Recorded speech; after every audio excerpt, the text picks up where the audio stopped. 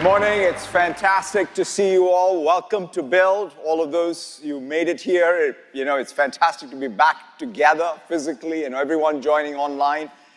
These developer conferences are special times, special places to be, especially when platform shifts are in the air.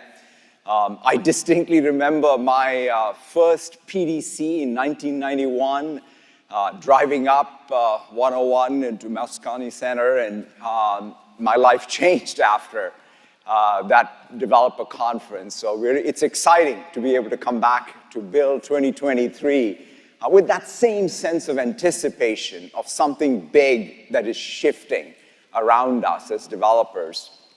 To just sort of put this in perspective, in fact, last summer I was reading Mitchell Waldrop's Dream Machine while I was playing with DV3, as GPT-4 was called then, DaVinci 3.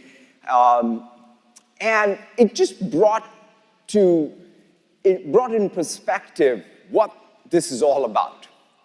I think that concept of Dream Machine perhaps best communicates what we have really been doing over the last 70 years, right? All the way starting with what Vannevar Bush wrote in his most seminal paper, As We May Think, where he had all these concepts like associative memory, or what Licklider was the first one who even conceptualized the human-computer symbiosis, the mother of all demos that came in '68, to the Xerox Alto, and then, of course, the PDC that I attended, which was the PC Server 1 in '91.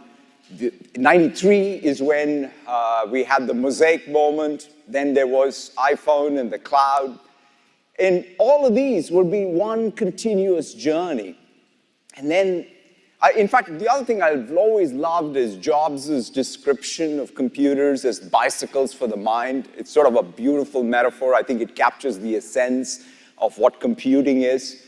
But then last November, we got an upgrade, right? We went from the bicycle to the steam engine with the launch of ChatGPT. It was like the Mosaic moment for this generation of the AI platform. And now we look forward to, as developers, what we can do going forward. And so it's an exciting time. And in fact, every layer of the software stack is going to be changed forever. And no better place to start than the actual developer stack, right? We as developers, how do we build is fundamentally changing. In fact, when I think about how we build, I think about first code spaces, right? Being able to set up that environment in seconds versus minutes. DevBox, instead of waiting for a day for your managed DevBox to be set up, you have it in less than an hour. If you think about Copilot, what it does to you and Copilot X in terms of driving the overall flow and productivity, which is what, 54% or so up. And then, of course, GitHub Actions and Azure development dev environments, really making that possible for you to stay. In fact, one of the things that I keep on bugging Scott Guthrie for years is, hey, I want to stay in VS Code. I want to stay in command line and let me do everything there. And we are close to that dream. And that, to me, is bringing back both the joy of programming and the flow of programming. That ability to be able to stay on task is just so wonderful to see. So how we build software is radically different. But what we are going to build as developers is really the story of this developer conference. And what we build, we've been, it's not like I came in on January 1st and said, let's start doing press releases, but it does feel like that. It does feel like every week there is something new, and we're infusing this new AI stack across all layers of it, right? So we started with tooling in GitHub, or rather Copilot in GitHub. We did Copilot in Power Platform. when it comes to productivity, Copilot in Microsoft 365, Copilot in Viva, in business process, it's the Copilot in Dynamics 365. When it comes to industry sort of workflows, what Nuance is done with DAX, or the security Copilot, or the Copilot, of course, for the web in Bing and Edge, features in LinkedIn, which are driven by AI, and of course, the AI infrastructure, with Azure OpenAI APIs and everything else around it, right? So every layer of the stack is profoundly changing. And we today are going to, as part of this developer conference, we're going to have 50+ more announcements. But I want to highlight 5 of them. The first is we're bringing search grounding in Bing to ChatGPT. We are very excited about this. Yeah, you can clap.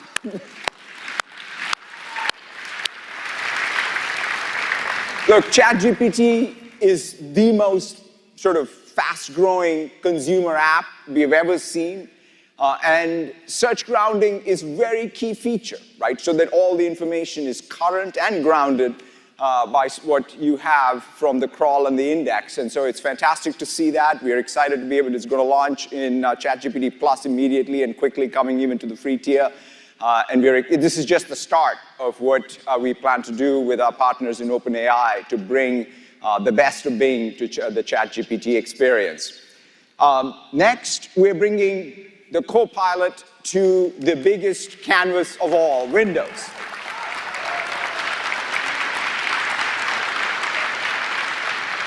You're going to hear a lot from Panos tomorrow about it, but I think that this is going to make every user a power user of Windows. Let's roll the video.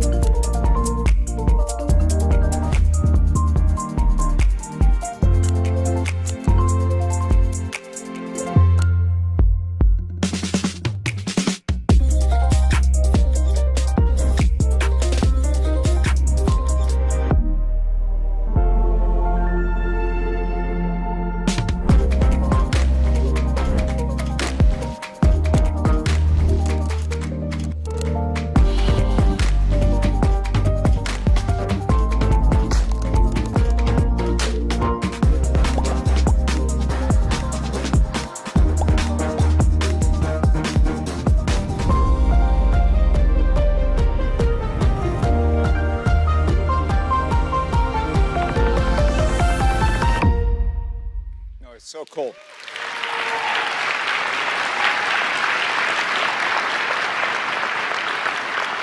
So we're going to talk a lot more about Windows, tomorrow when Panos is up here. The other thing that we're also very excited to launch is the Copilot stack, right? After all, we built all these Copilots with one common architectural stack. We want to make that available so that everyone here can build their own Copilot for their applications.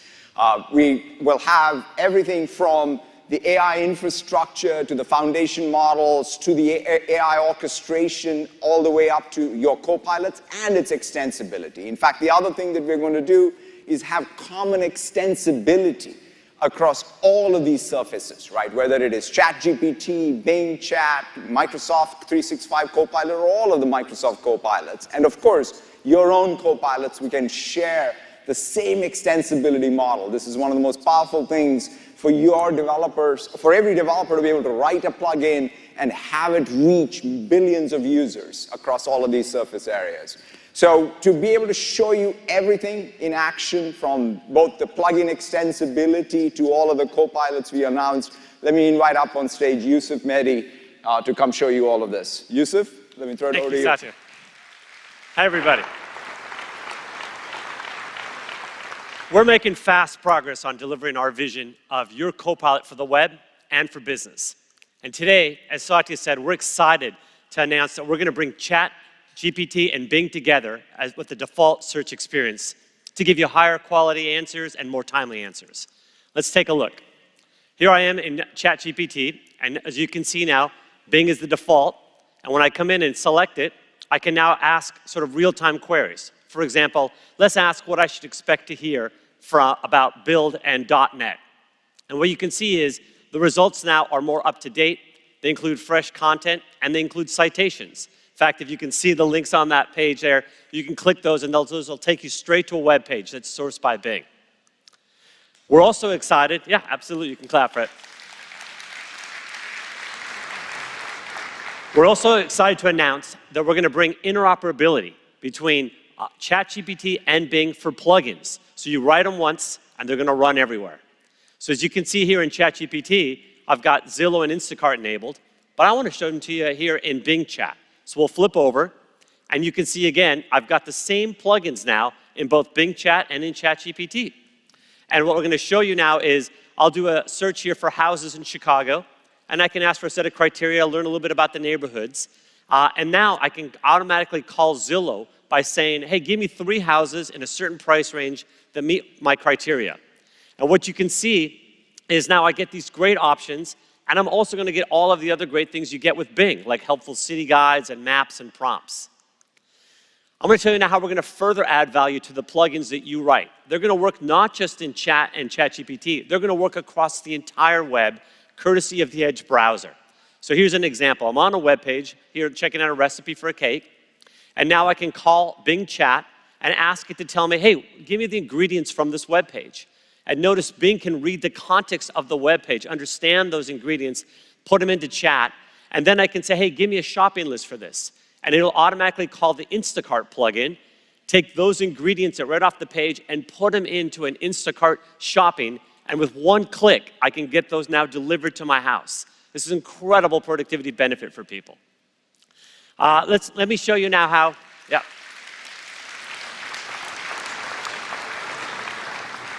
Let's show you how you'll be more productive at work. Here, I'm going to use Microsoft 365 Copilot. Now I'm in Microsoft Word, and I'm going to need some help for drafting a legal contract. I got a legal contract here, and I need some help with California law. So I'm going to call 3 plugins from Thomson Reuters to edit this document.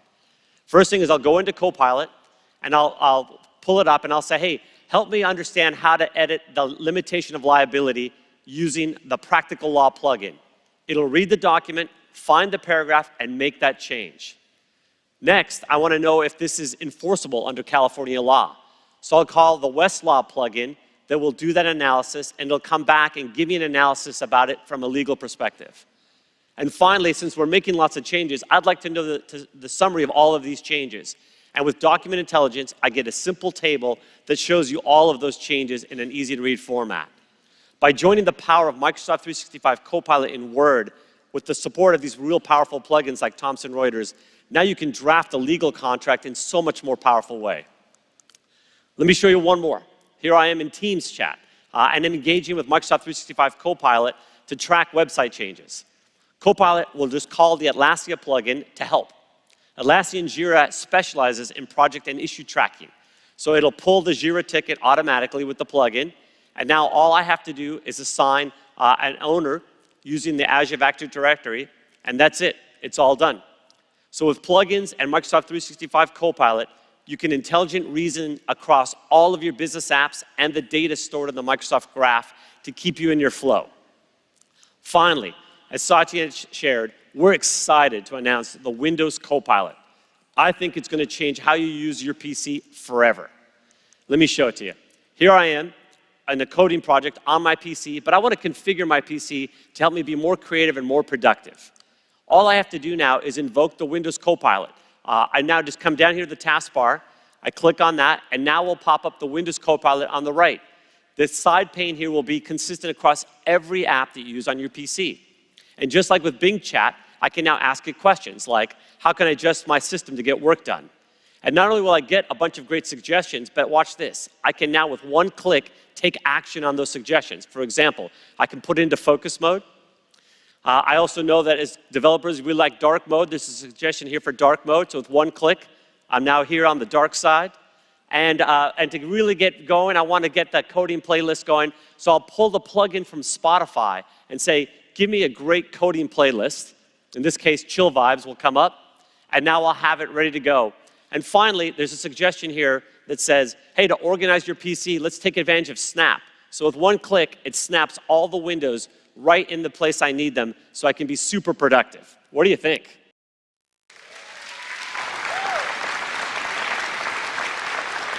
So as you can see, we have an incredible array of powerful AI-powered copilots. We've got over 50 plugins already available for customers and thousands more coming. I can't wait to see what you're all going to build. Thank you very much. Thanks, Yusuf. Thank you, Yusuf. We have, as Yusuf said, fantastic momentum already building. And this is about really creating that opportunity for developers to reach all users across all of these surface areas. And we are so excited to see how you go about exploiting that opportunity in the weeks and months to come. Of course, when we talk about the AI platform and the Copilot stack, the next thing for us, which is really exciting, is AI Studio. This is the full life cycle tool chain for you to be able to build your intelligent AI apps and your copilots. Everything from being able to train your own models to be able to then ground, whether it's OpenAI or any open source model, with data that you bring, built-in vector indexing in Azure Search, built-in support for RAG or retrieval augmented generation support, built-in support for prompt engineering with prompt flow and orchestration, and of course, built-in support for perhaps the most important feature, which is AI safety. One of the things that we've been hard at work is to build into the tool chain AI safety. We've been at work on AI safety for the last 5 years. We have principles which we have translated into a core set of processes that we implement across our engineering stack. And then, of course, we have all of the compliance and oversight. But the real challenge is not just to have these things outside the engineering process, but to build it into the everyday tool chain. And that's what we're doing with AI Studio. And it starts with testing, where there is the responsible AI dashboard that helps you during the testing phase to ensure that what you're developing is safe. We have grounding, and in fact, the prompt flow is perhaps one of the best features for you to be able to ground your models.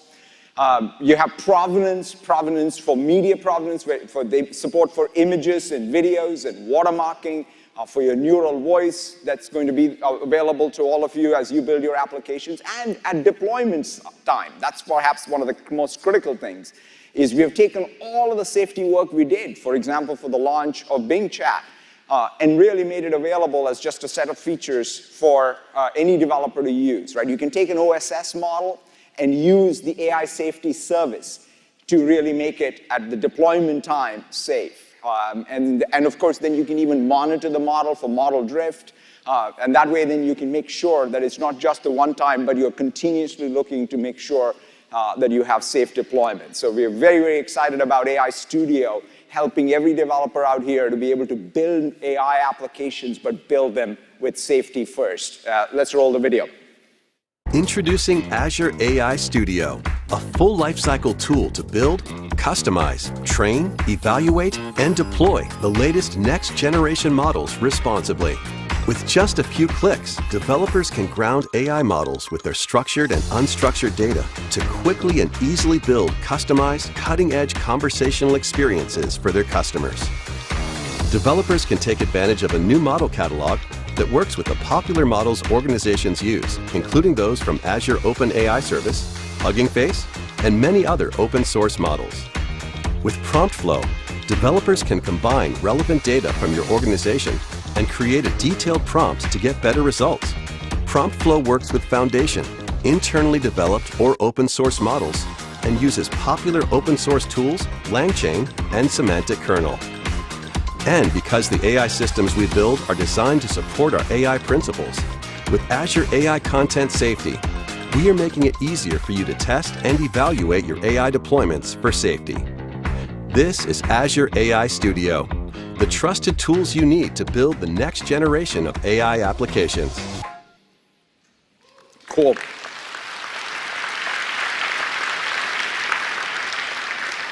And of course, all AI applications start with data. And we're really thrilled to be announcing Microsoft Fabric. This is a product that we've been working very, very hard on over multiple years, and it's finally coming together. It's perhaps the biggest launch of a data product from Microsoft since the launch of SQL Server. It really brings together compute and storage, so it unifies compute and storage. It unifies all of the full analytics stack product experiences. It brings together governance, so it unifies governance with analytics. And most interestingly, it unifies the business model, right, across all the different types of analytics workloads, whether they're SQL, machine learning, whatever job you want, you can use the same compute infrastructure. And this unification at the end of the day is what I think will fuel the next generation of AI applications. Let's roll the video. Introducing Microsoft Fabric, a unified data analytics platform. One product, one experience, one architecture, one business model. Unified data is stored in one lake, a SaaS data lake for the entire organization. Data is integrated and stored in an open format, allowing one copy to be used to train machine learning models, visualize data, and run SQL queries on the lake and data warehouse. A unified experience brings together all the tools data professionals need: pipelines for orchestrating data movement, experiments for training machine learning models, semantic models for defining key metrics, and much more. And for business users, Fabric brings together data for collaborating and doing ad hoc analysis in Microsoft 365. Unified governance, security, and compliance is built in for all your data. And with Copilot from Microsoft Fabric, AI helps everyone be more productive. Whether it's writing SQL statements, building reports, or setting up automations based on triggers. All your data, all your teams, all in one place. This is Microsoft Fabric.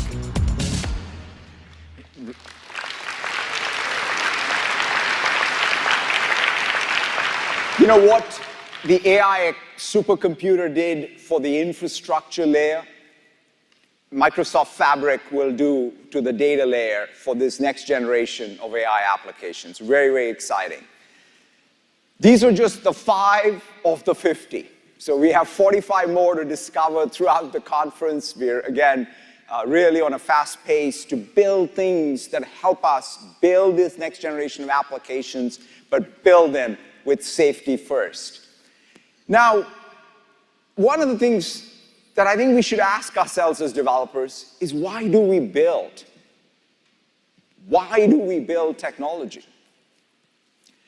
This relationship between economic progress and economic growth and technology has been there for a long time. In fact, this graph, when you see it, it's pretty stunning that for most of human history, we didn't have much economic growth, nor did we have much technology. And then something happened 250 years ago, right, which was long in building, by the way, from perhaps the Enlightenment to scientific revolution to the Industrial Revolution was close to 400 years. But then there was real progress. You see that slope going upwards. And then, of course, over the last 70 years, information technology has played a role across all of those sort of seminal moments on the march towards that dream machine. And of course, we now enter the age of AI, and we get to define what that slope looks like going forward for economic growth. But it's not even just economic growth on its own, right? We don't build just because we want economic growth. We want economic growth so that we can have human development index growth. We want the lifespans to go up. We want education and prosperity and standard of living to go up everywhere. That's why we build. That's why we innovate. That's why technology exists. It's not for technology's sake, but it is for that broad impact. And to me, this all came together. You know, in January when I was visiting India, I had a chance to see this demo, and it sort of had a very profound impact on me because at some level it sort of motivated me to go into this next wave with that much more vigor to ensure that this time around, this technology reaches everybody in the world. There are two things that stood out for me, right? That things that we build can in fact make a difference to 8 billion people, not some small sort of group of people. And to be able to do that by diffusion that takes days and weeks, not years and centuries. Because we want that equitable growth, we want trust in technology, we want to ensure that we protect those fundamental rights that we care about, and that we do this in such a way that we manage our energy transition given the finite resource we have in our planet. That's, at the end of the day, what grounds us in our mission, to empower every person and every organization on the planet to achieve more. And so I want to leave you with this video of what you as developers are going to do in the days and weeks and months and years to come is going to have the most profound impact of any technology to 8 billion people all around the planet. Thank you very much and have a fantastic build. मैं एक किसान हूँ अपने ही गांव में हमारी ज़मीन है 2 एकड़ उसमें ही हम खेती उगाते हैं रबी की और खरीफ की दोनों फसलें उगाते हैं जिसमें गेहूँ है जवार है बाजरा है तिल्ली है सरसों है बट यहाँ मेवात में अंदर बहुत से गांवों में न्यूज़पेपर नहीं पहुँच पाते हैं ये सरकारी स्कीमें पहुँचती हैं लेकिन ग्रामीण इलाकों में लोग योजनाओं की स्कीम पहुँच भी नहीं पाती है These are all communities living in media dark areas, which means that penetration of traditional media like television and radio is very sparse. There's also literacy challenges, so things like newspapers have a very low access in these areas. In India, we have 22 constitutionally recognized languages, but apart from that, we have more than 100, almost 120 languages.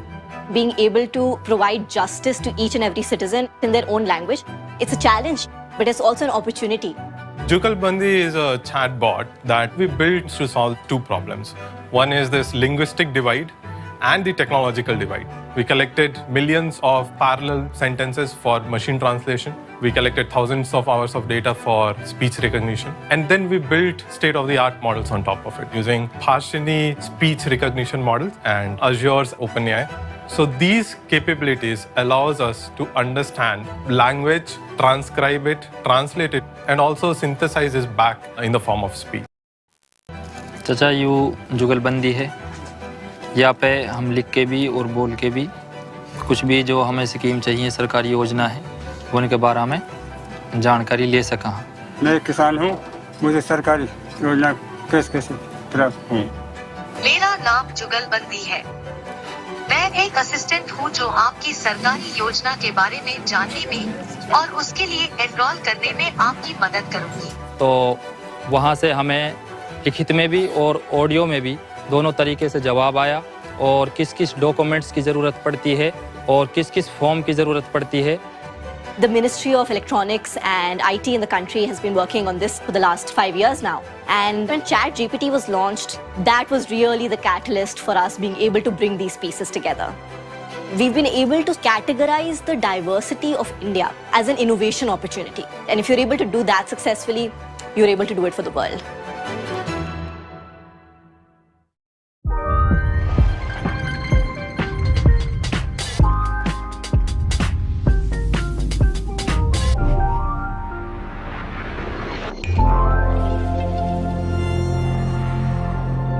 Please welcome Chief Technology Officer and Executive Vice President of AI, Kevin Scott.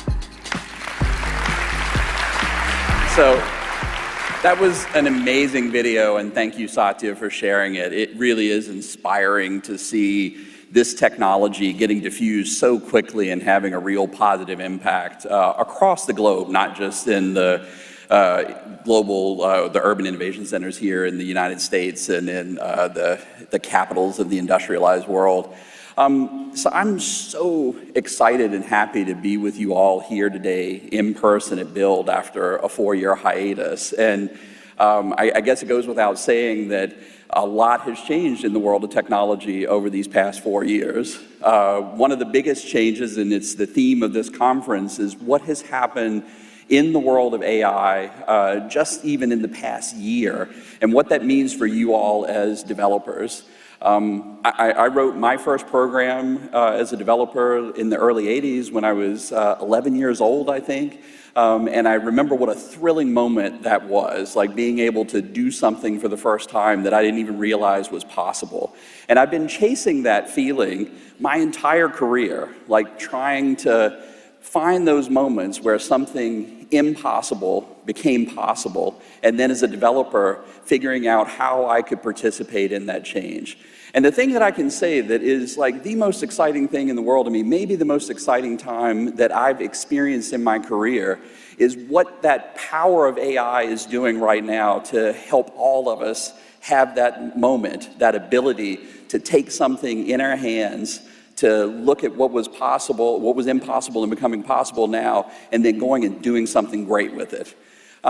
So I'm going to spend my next half an hour or so chatting with you all about some of those technological themes that are driving all of this great progress in AI that we're seeing.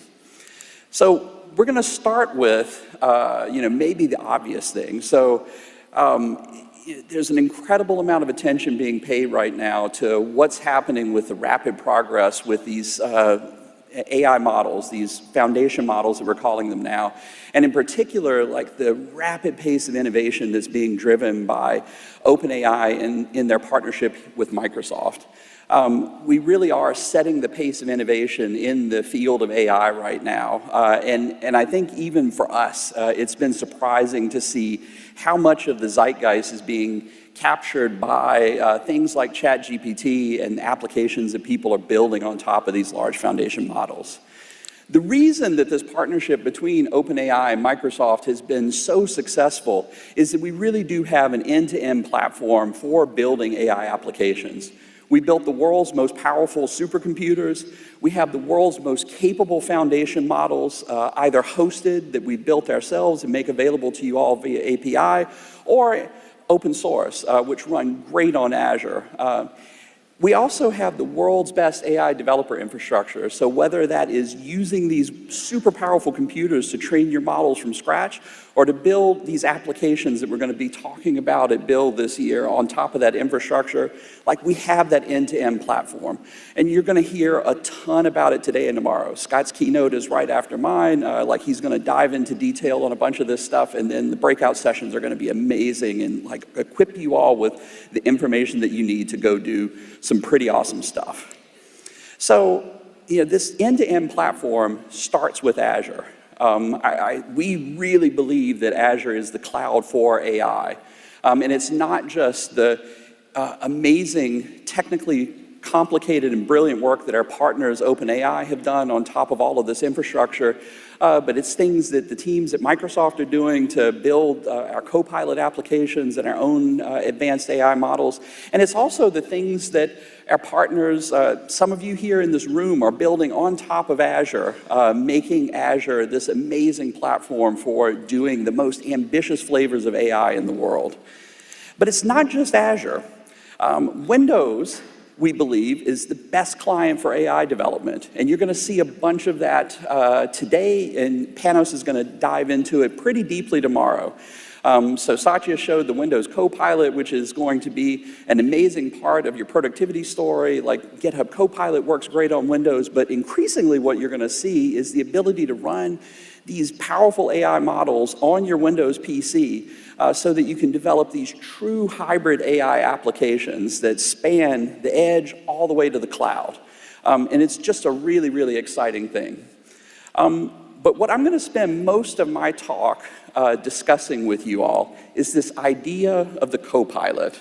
Satya's already referenced a whole bunch of the co-pilots we've launched, like as he said, it's almost as if we woke up on January the 1st and decided to do a whole bunch of press releases, but it's really been years of work where we have built a platform for building co-pilots that has enabled us to do these amazing releases that we've been doing, and we are sharing with you all today some of those patterns that have helped us build co-pilots and showing you and opening up our platform so that you can build co-pilots of your own. And so just to start with, like a co-pilot, simply said, is an application that uses modern AI that has a conversational interface that assists you with cognitive tasks. And we're going to talk a lot about what that means later. We believe that it must be an open ecosystem. So like one of the most important things that we believe is, even though like there are a whole bunch of co-pilots that Microsoft has built, that maybe the most interesting co-pilots that get built are by you all, using these powerful tools that you have, both on Azure, on Windows, and in the open source community. So, as we start talking about this, I would love to bring to stage Greg Brockman, the president and co-founder of OpenAI, to talk about his experiences building GPT-4, like this powerful model that's powering a bunch of these co-pilots, and about ChatGPT, which maybe is the most interesting co-pilot in the world right now. So please join me on stage, Greg. Good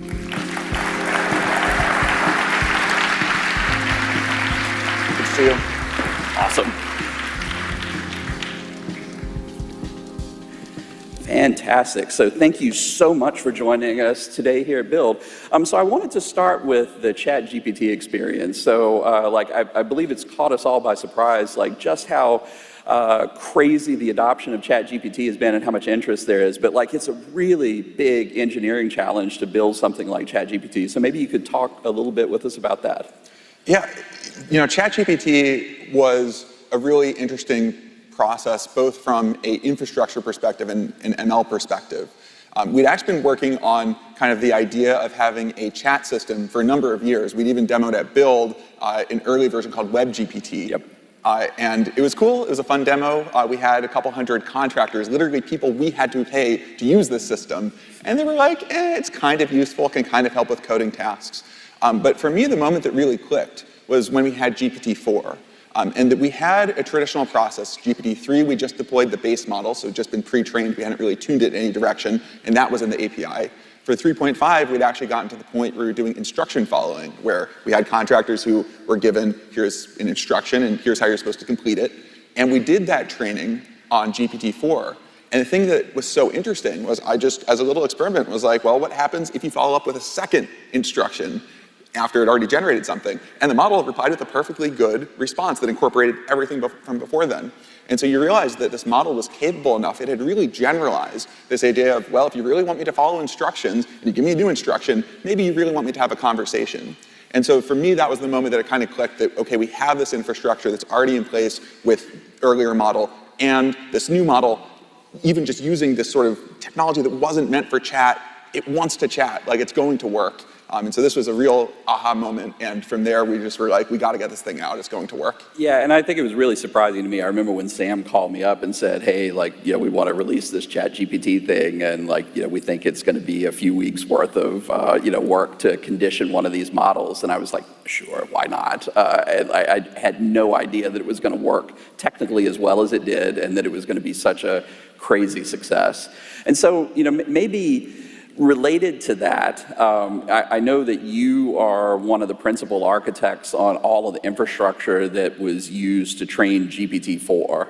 And so GPT-4 powers parts of ChatGPT, and it has just really been a revelation for everyone who's been working in the field of AI. So I wonder if you could share a little bit of, what are some of the interesting things that you found about the development of GPT-4? Yeah, GPT-4 was very much a labor of love. As a company, we'd actually, after GPT-3, had multiple failed attempts to surpass the performance of that model. It's not an easy thing. And what we ended up doing was going back to the drawing board, rebuilding our entire infrastructure. And a lot of the approach we took was get every detail right. And I'm sure that there's still bugs. I'm sure that there's still more details to be found. But an analogy from Jakob, who is one of the leads on the project, that I really like is it's almost like building a rocket, where you want all the engineering tolerances to be incredibly tiny. And so lots of little details, like for example, it used to be, turns out that if we had a bug in our checkpointing, where if you killed the job at exactly the wrong moment, you could end up with a blend between new weights and old weights when the job restarted. Machine learning mostly doesn't care. It's happy to recover from that. But it's one of those things where every time you see a weird wiggle in your graph, you're like, I wonder if this was that particular issue or if it's a real other one. And so if you go back and you really pay attention to every single detail and just do the boring engineering work, like that is the main thing that I do. Yeah, well, I mean, the boring engineering work is like at just an unbelievable, phenomenal scale. But like, I do think that that's a good, parable for everyone in the room. It's sometimes the boring engineering work that like really leads to success. So Satya talked a little bit in his talk about this shared approach that we're developing for plugins, this idea that we're going to empower all of these folks in the room to write software that can extend the capability of things like ChatGPT and like all of these co-pilots that we're building. And I know that that also has been an interesting technical challenge, and like we still don't yet have all of the technical issues sorted out, and like there's a lot of work left to do to like get it into the state that we ultimately want it to be in. So I wonder if you like have some thoughts you wanted to share on that. I love plugins. Yeah. I think it's been a really amazing opportunity both for sort of every developer to leverage this technology in a way that just makes the system better for everyone. Right? And that's what I think is so exciting. Part of the reason we designed it as an open standard was because that way, as a developer, you build this thing once, and then any AI can use it. And it's such a beautiful idea, right? I think that the web, part of what really drove it was anyone could build a website, and now everyone gets access to that. And then you build an API, and suddenly anyone can leverage it. And I think that this kind of core design principle of really having any developer who wants be able to plug in, get the power of the system, and be able to bring all of the power of any domain into ChatGPT is really, really amazing. Yeah, and the thing that I really love about plugins is conceptually it's so simple. It reminds me a little bit about the first HTTP server that I ever wrote. Like if you understand the core concepts, you can stand up something very quickly that can do something very powerful. And like I think that is an awesome thing as an engineer. So, in your role at OpenAI, like you are constantly thinking about how to push the limits of the technology. And, I think one of the really amazing things about our partnership is working with you all. It feels like we get to see a little bit further into the future than we otherwise would be able to. So I wonder if you could say a few things about what's exciting to you about what's over the horizon, like either with applications or with the models. Yeah, the thing that to me is interesting is we're almost on a bit of a TikTok cycle, like Intel of yore, where you kind of come up with an innovation and then you really push it. And I think that with GPT-4, we're kind of in that early stage of really pushing it, right? That we still have vision capabilities that have been announced, but that we're still productionizing. And I think that it'll just kind of change how these systems work and how they feel and kind of the kinds of applications that can be built on top of them. So I'm really excited to, if you also look back at kind of the history, that over the past couple of years, I think we did like a 70% price reduction 2 years ago. Basically this past year, we did a 90% cost reduction, like a 10x cost drop. Like that's crazy, right? Crazy. And I think we're going to be able to do the same thing repeatedly with new models. And so GPT-4 right now, it's expensive. It's not fully available, but that's one of the things that I think will change. Yeah, and I think that is, a thing that I would want to leave everyone here in the room with is that, and it's what we say to all of the developers inside of Microsoft building on top of these things. Like what's expensive today won't be tomorrow because the progress there is so fantastic. So I think we've got time to squeeze one last thing in. So you've already dispensed a bunch of like really great advice for developers here in the room, but like maybe one more thing that you would leave the audience with. I think that in this field, the technology is clearly getting better and better. But the thing that I think every developer can do that is hard for us and even Microsoft at Microsoft scale to do is to really go into specific domains and figure out how to make this technology work there. So I really love companies that are in the legal domain and really getting expertise and talking to lots of lawyers and understanding what their pain points are with this technology. And so I think that there's a huge amount of value to be added by the efforts of everyone. I think that's awesome. You heard it from Greg. You all are the ones who are going to make AI great. So thank you so much, Greg, for being with us here today. Thank you for all you're doing. Thank you very much.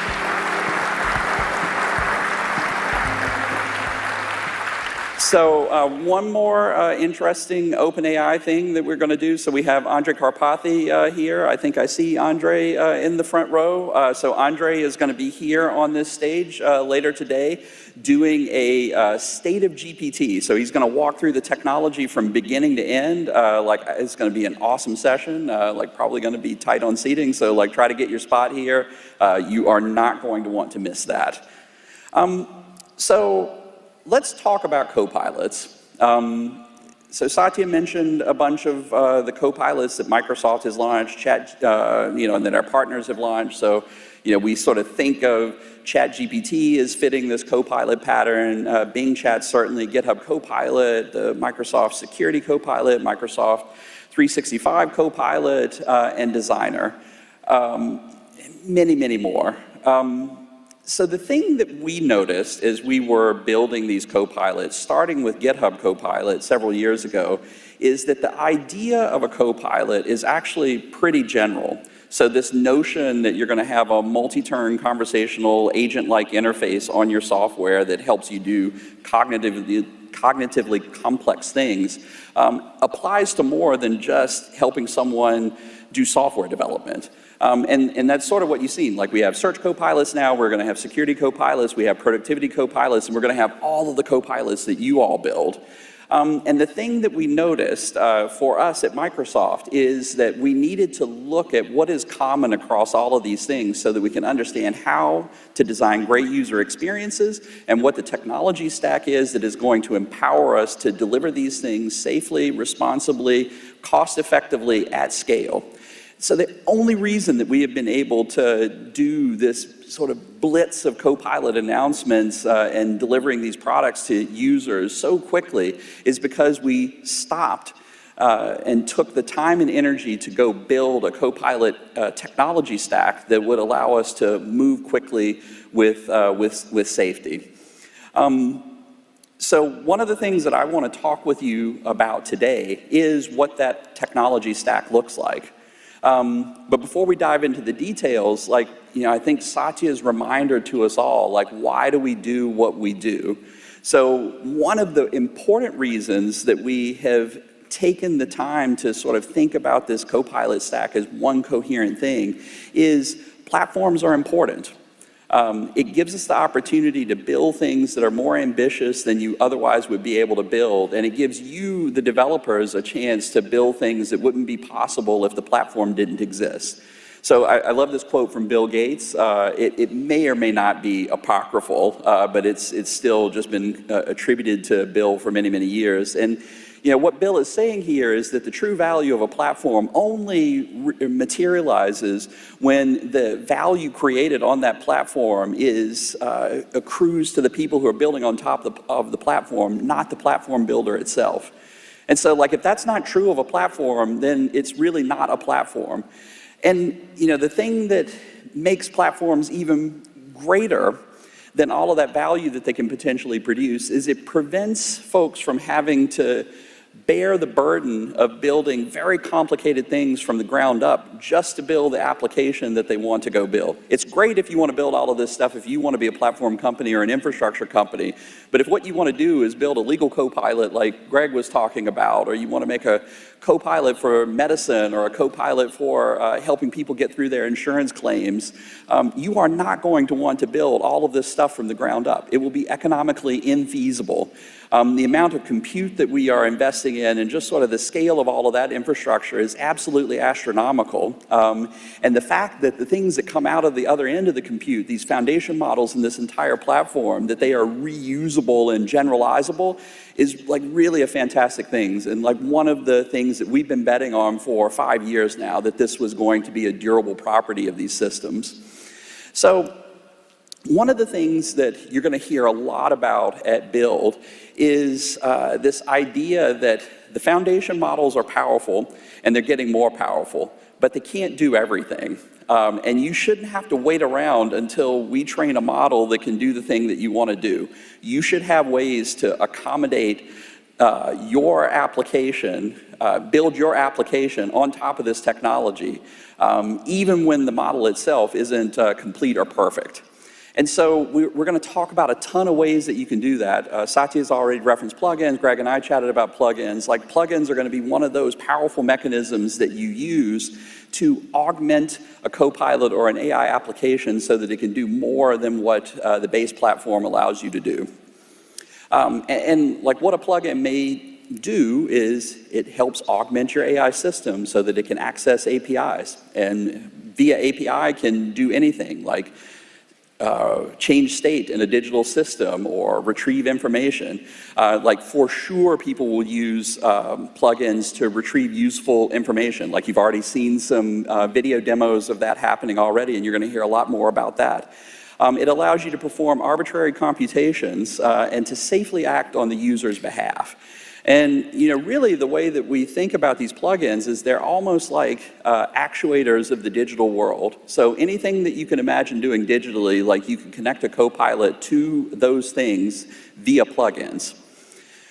But what I'm going to spend the rest of this talk focusing on is the anatomy of a Copilot. So what does a Copilot look like? What is shared? What's common among all of these things that we built? And like, what are the platform components that we are building to help you all build Copilots of your own? So this starts from the user experience. There are some things that are the same, and there are some things that are different about building Copilot user experiences. There is an application architecture, and there will be some familiar things about it, but like a bunch of new stuff to learn. And then it is so important for all of us to think about safety and security. You'll inherit a lot of that by using the tools that we built for you all, but like, it's a thing that you need to think about from the very first steps of building your Copilot applications. So I just want to start with the thing that doesn't change when you're thinking about building a Copilot. You have to build a great product.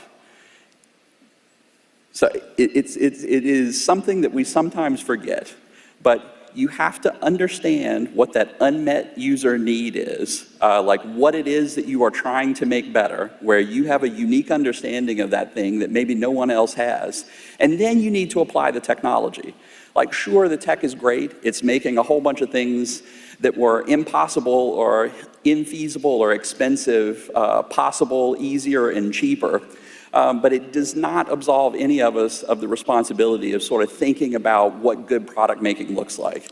And one thing in particular that you have to really bear in mind is the model is not your product. Unless you are an infrastructure company, like, the model itself is just infrastructure that is enabling your product. Like, it isn't the thing in and of itself.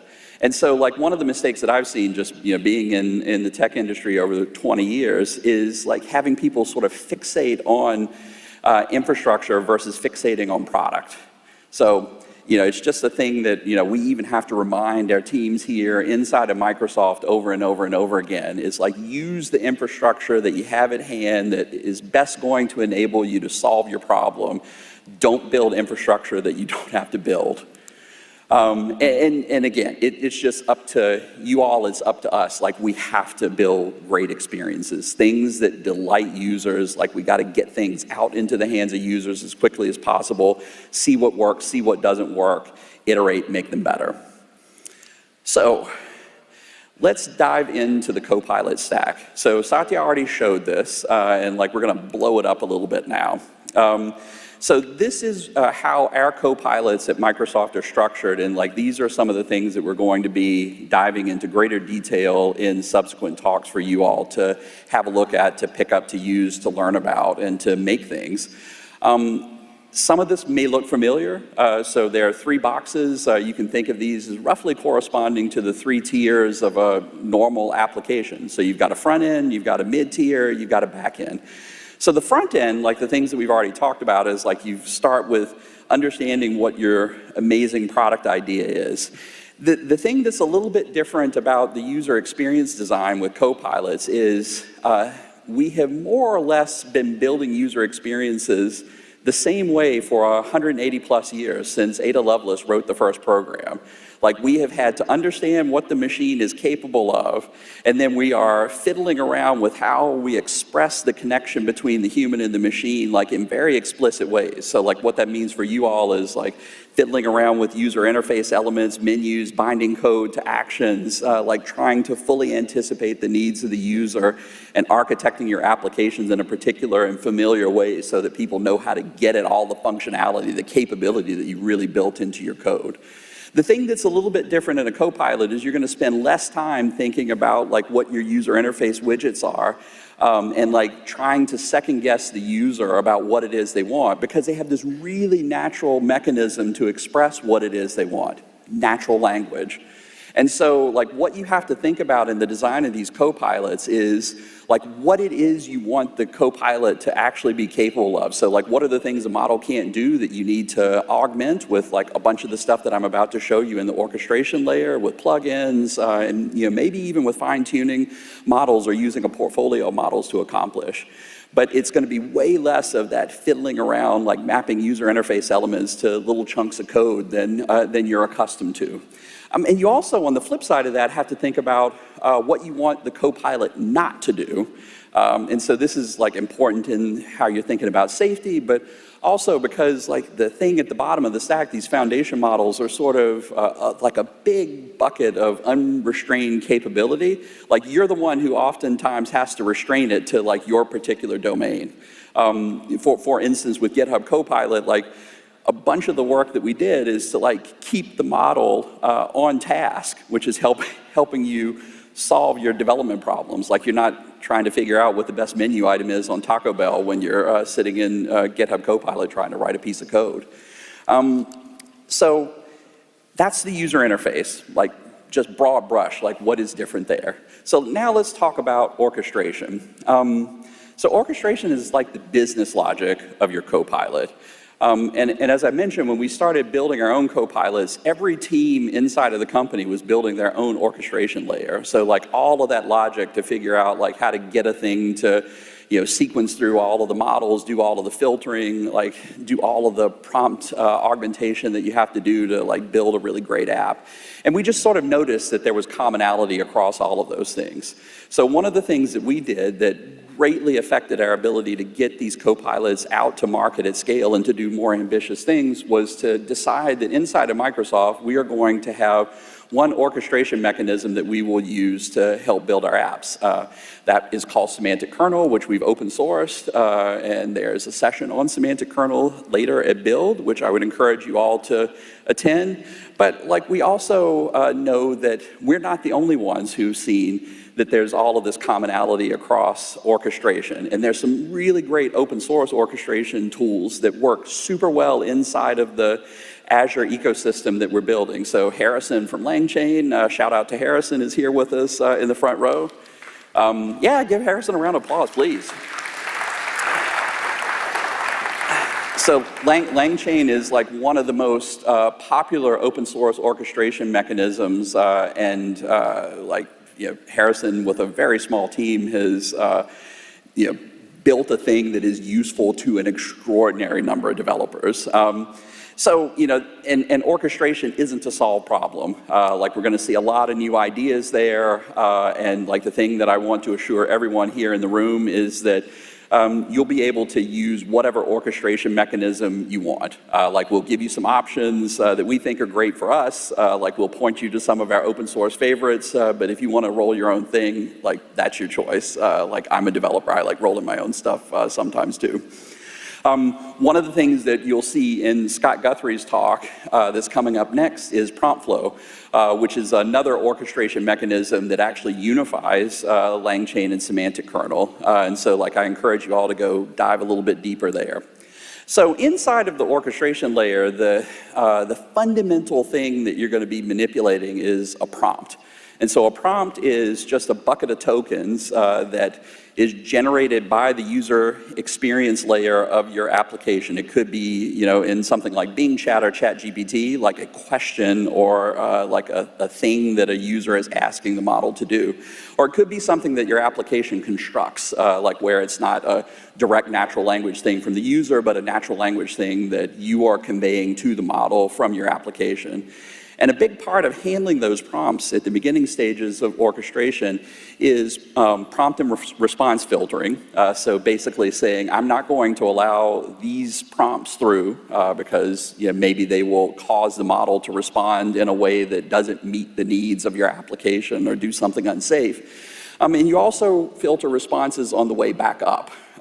So after the model has produced a response to the prompt, like you may decide that you want to filter some or all of the prompt out. Like a natural thing to, where this happens is with the safety infrastructure that you're going to see Sarah Bird talk about in her talk later. But like there are other reasons that you may want to do some filtering on the responses. You also have this unit of prompt code called the meta prompt.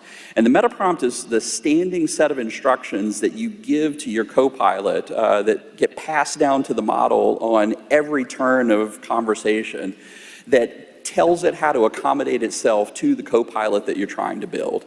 It's where a bunch of your safety tuning is going to happen. It's where you sort of tell the model like what personality you want it to have. So like for instance, we use the meta prompt to do things like telling Bing Chat to be more balanced versus more precise.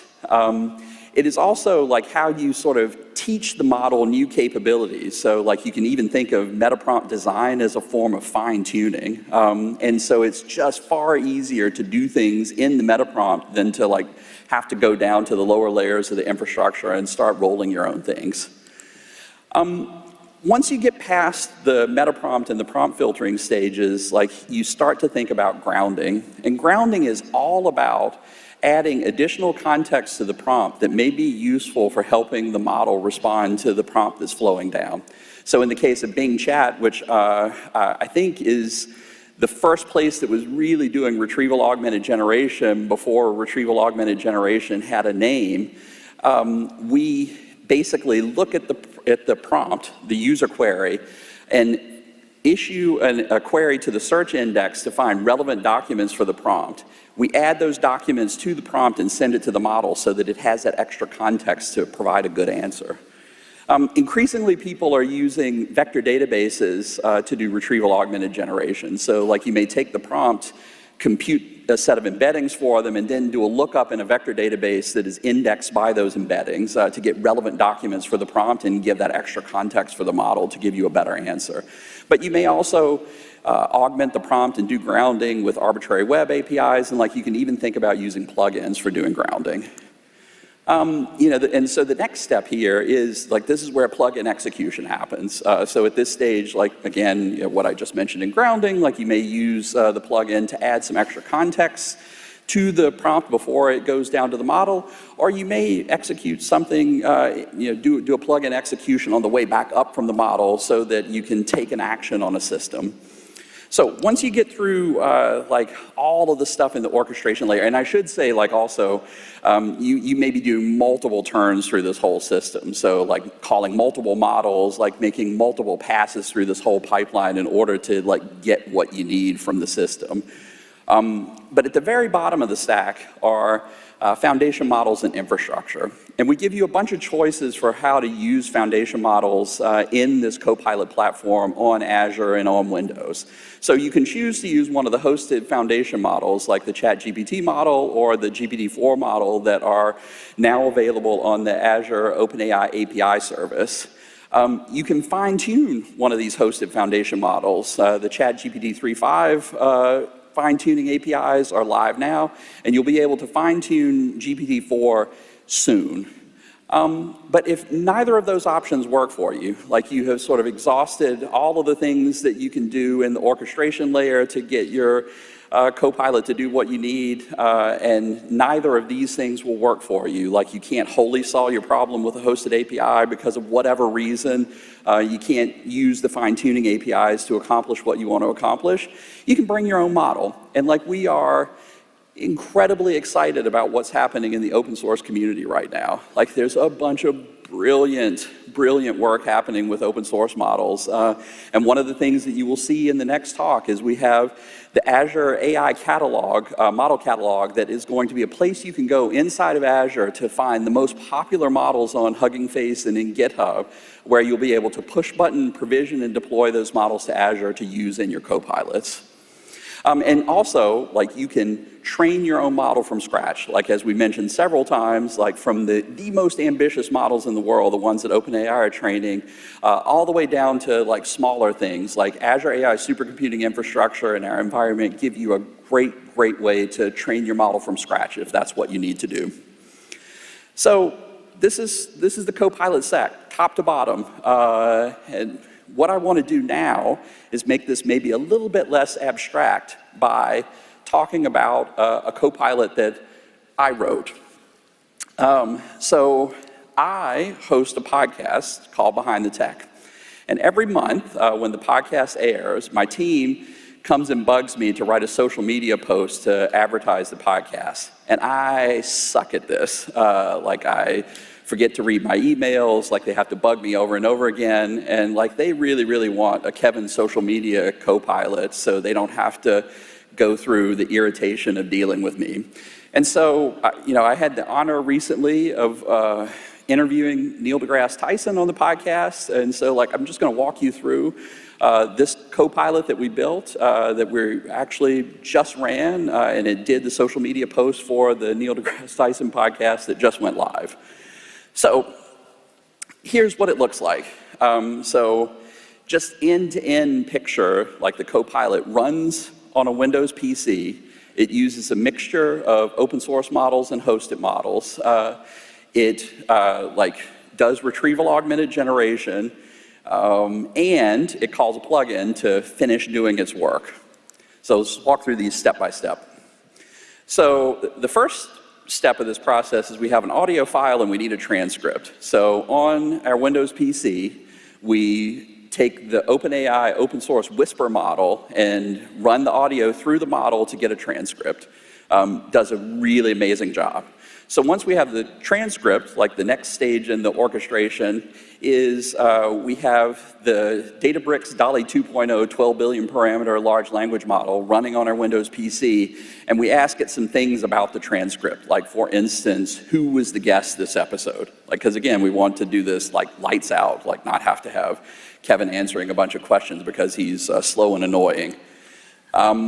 So the next thing we do once we have the transcript and we have all of this information that we've extracted from the transcript, like we want to send a chunk of that to the Bing API, or like we want to send Neil's name to the Bing API to get a bio. And then we're going to combine all of this stuff together into a single packet of information, like a big prompt that has some stuff about the transcript, and some stuff about Neil, and we get our social media blurb. Like this is a pretty good blurb, so we're going to go to the next step here, which is like we need a thumbnail. So we call our hosted OpenAI API to get an image from the DALL-E model. This looks pretty good. It's cosmic. It's sort of podcasty, like plenty good enough for this post. And so the last step is we want to invoke a plugin for LinkedIn that will take this thumbnail and the post and the link to the podcast and just post it to my LinkedIn feed. One of the super important things about this is we are before we take an action on the user's behalf, we want to present to them like what it is that's going to happen. Because if for some reason or another the model went haywire and produced something that we didn't want to post, like once I hit yes, this is going to 800,000 people on LinkedIn. So we review, we click yes, and we post. So, and this is the live post that's like on LinkedIn right now. You should go check out this episode with Neil. It's awesome.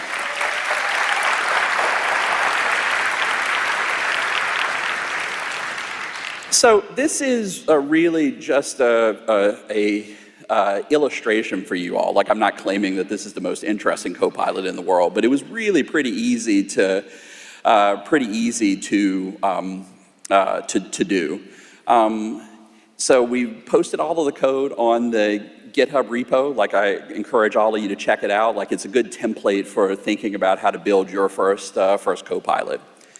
So the thing that we want to talk about last before we jump in to Scott's keynote is AI safety. So it's the first thing that we think about when we're building Copilots, and we think about it at every step of the process. You're going to hear a ton about this great AI safety work from my colleague Sarah Boyd, who runs our responsible AI infrastructure team inside of the AI platform group. It's really, really super good stuff. Like, we're giving you all some amazing tools to go build really safe, responsible AI applications.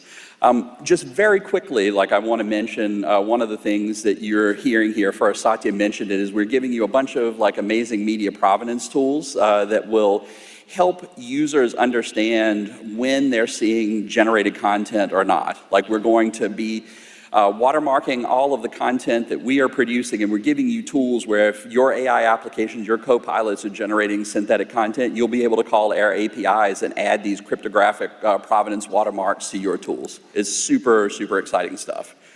So, Copilots.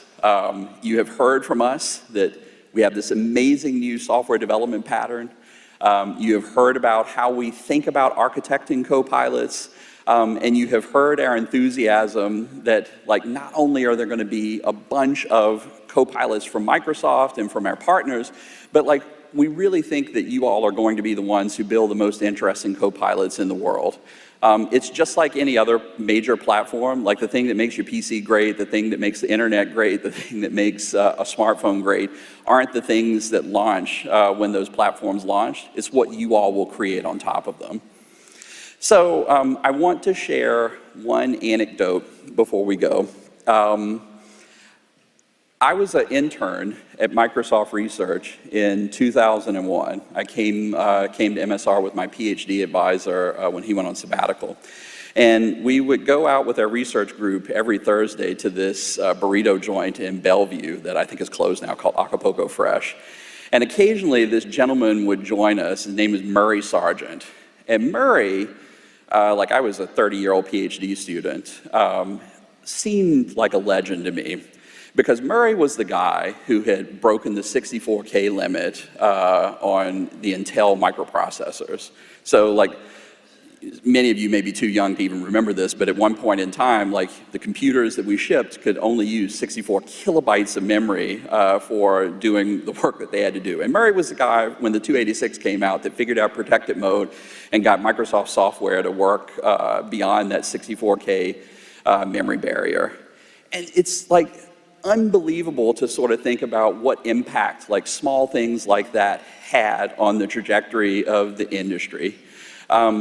So, you know, I was in awe of Murray, and I wondered every time we had lunch with him, what am I ever going to do in my career that would allow someone like me, like a younger version of myself, to look at me and think, wow, like, this guy did some legendary stuff.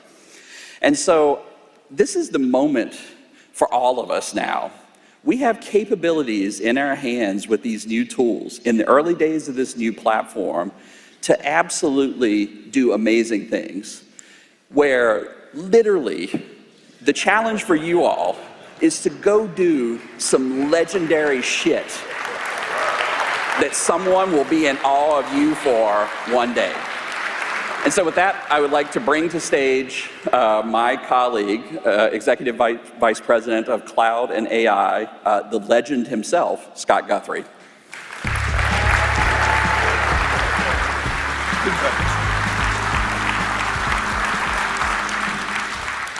Well, good morning, everyone. It is great to be back here at Build. I'm really looking forward to spending the week with you. You know, as Kevin and Satya have talked about today, you know, AI is going to profoundly change how we work and how every organization operates. And every existing app is going to be reinvented with AI. And we're going to see new apps be built with AI that weren't possible before. And Kevin just walked us through the Copilot stack and explained the different layers involved in building solutions that take deep advantage of large AI models.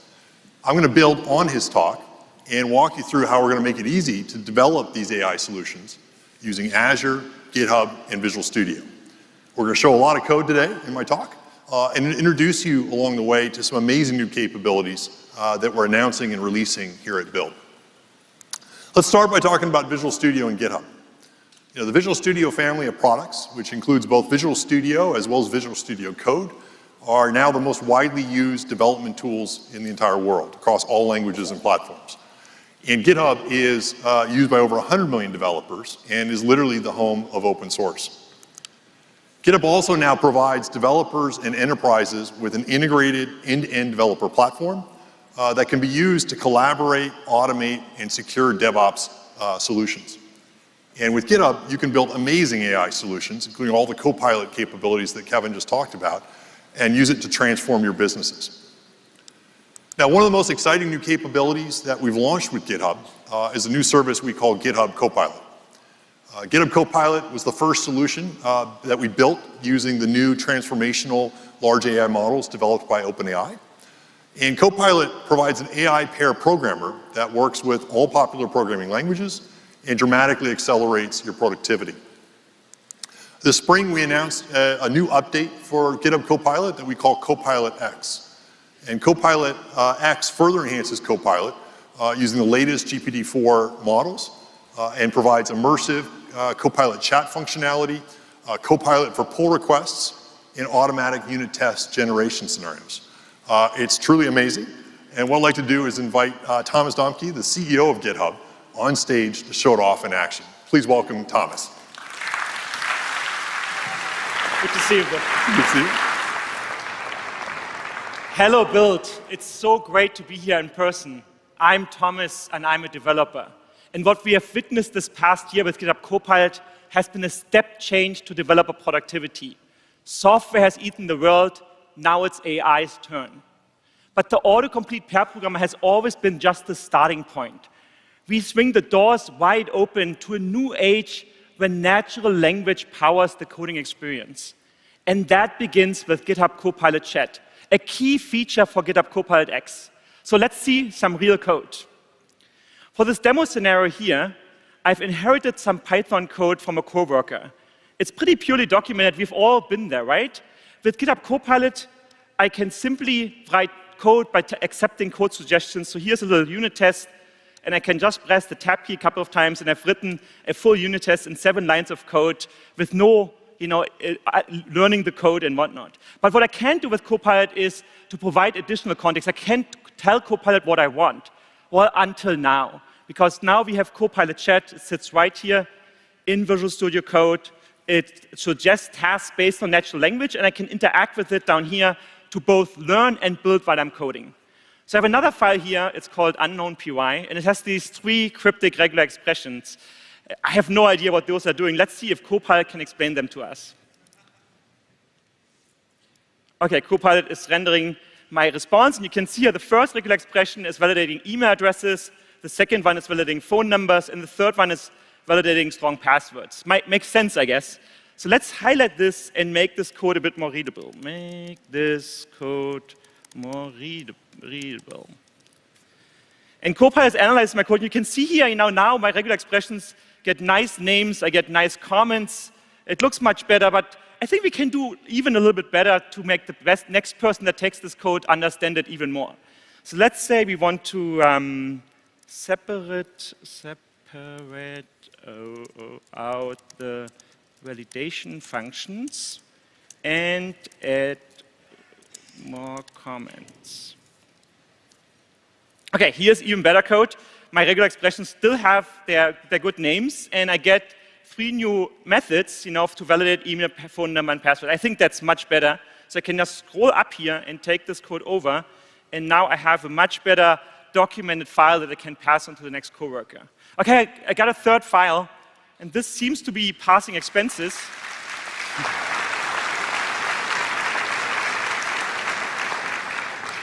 I got a third file, and this one seems to be passing expenses. Let's see if this actually works. Ooh, I got an error. It can't unpack the values. So let's see if Copilot can fix the bugs in my code. And so it says, there's a couple of issues. It seems like the split method is splitting the values as a comma separator, but in my comment here, I had said I want the space separator.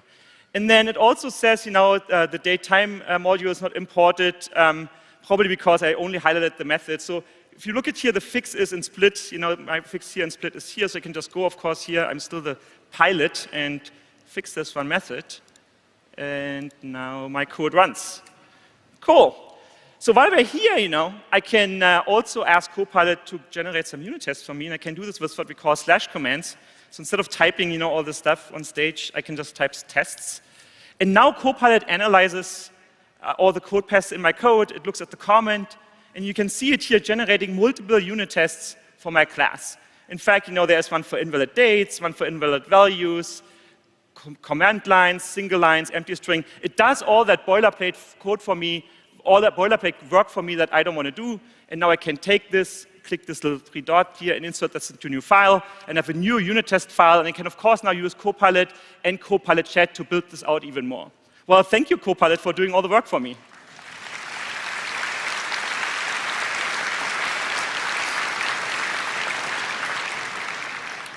Now, I know some of you may be thinking, when can I get my hands on all of this? And we want to bring this whole experience, all of Copilot X, as broadly as we can and as soon as possible, but right now we have quite the wait list. Well, don't worry, I have an Oprah moment for you. You get a free Copilot Chat, you get a free Copilot Chat. Everybody here right at Build in the audience gets early access to Copilot Chat today.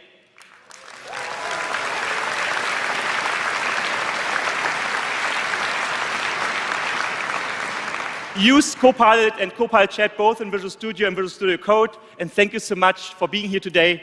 Back to you, Scott. Thanks, Thomas.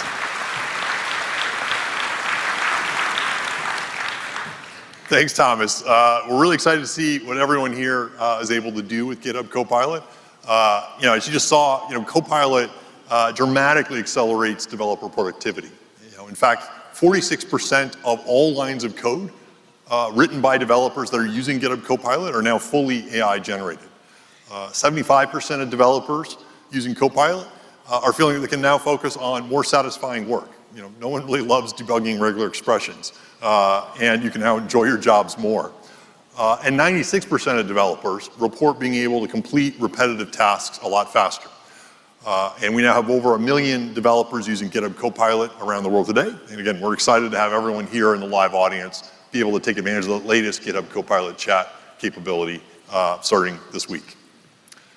Now, we've seen with Visual Studio, we've seen GitHub Copilot and Visual Studio in action. Let's now look at how we can use these incredibly powerful tools to start building AI plugins. And as you heard from Satya and Kevin, we're embracing an open plugin standard that provides plugin interoperability across ChatGPT and all of the Microsoft Copilot offerings. And with GitHub and Visual Studio, we have an incredibly streamlined developer experience for building these AI plugins. Let's watch a demo that shows all this off. Plugins enable developers to integrate custom applications and data into the chat experience for users. Let's say we have an e-retail store that sells outdoor equipment. When a user asks a question about outdoor products within ChatGPT, we might want to provide them with a list of related products that are available. Now let me show you how easy it is to create a plugin using Visual Studio Code and GitHub.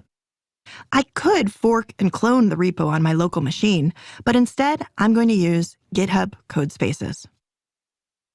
Codespaces are GitHub's one-click developer environment in the cloud. They're fully configured to your repo, and they're free for up to 60 hours a month, which makes it a great fit for open source contributions, exploring new stacks, or working across multiple devices. Now let's crack it open and see what's inside. The code for this sample plugin actually looks pretty simple. It uses Fast API, a Python web framework, to expose some REST API endpoints that are called by ChatGPT. For this demo, our plugin is just going to return product information when users ask about them in the chat. I'll start by just loading some fake products from the products.json file. So I'm pretty new to Python, and I just love how Copilot helps me as a pair programmer. I'm able to stay in the zone and just focus on the big picture. Once we're done with our API, all we need to do to transform this project into a plugin is add a little bit of metadata. Well-known AI plugin.json has a description of what the plugin does and includes things like a logo that will be shown in the response. The same file can be used to create plugins for ChatGPT, Microsoft 365 Copilot, and Bing Chat. Now let's add a breakpoint to our API. Once the plugin gets called, I can observe the flow from the request and the response. One of the great benefits of Codespaces is that I don't have to do anything special to install the dependencies. I can run and debug the project, and everything just works. When our project starts, we can see that Codespaces has opened the ports for our Fast API server. This is really helpful for debugging web apps and APIs. By default, the endpoints for our Codespace are only accessible to me. They're secure by default. But I can also configure them to be accessible by my team or my organization, or I can choose to make them public. For the purposes of this demo, I'm going to make our Fast API port public so that ChatGPT can call it. Once I have the URL copied, I'm going to create a new chat in ChatGPT and then install the plugin via the plugin store. This is really simple. All we specify is the URL to our Codespace, and ChatGPT will take care of the rest. Now that our plugin is installed, we can start experimenting with the code inside the chat. To check it all out, all I need to do is start asking questions that might match the natural language instructions we gave in the metadata we exposed for our plugin. In this case, it was climbing products.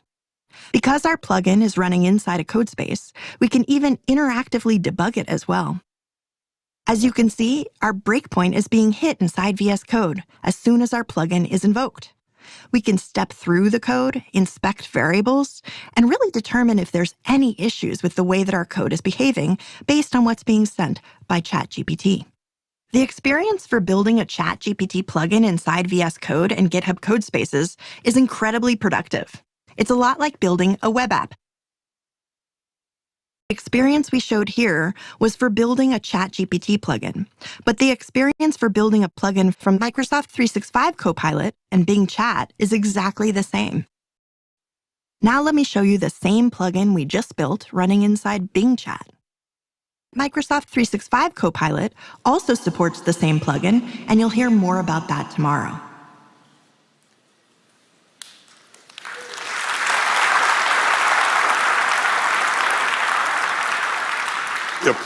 Plugins are an incredibly powerful way to connect your apps and data to AI.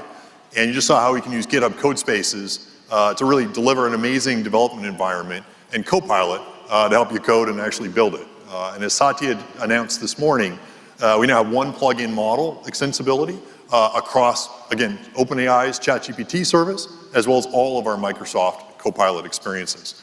And tomorrow morning, you'll hear from Rajesh and Panos, who will share more about Teams and Windows and how you can use the exact same extensibility model to build great experiences within them as well.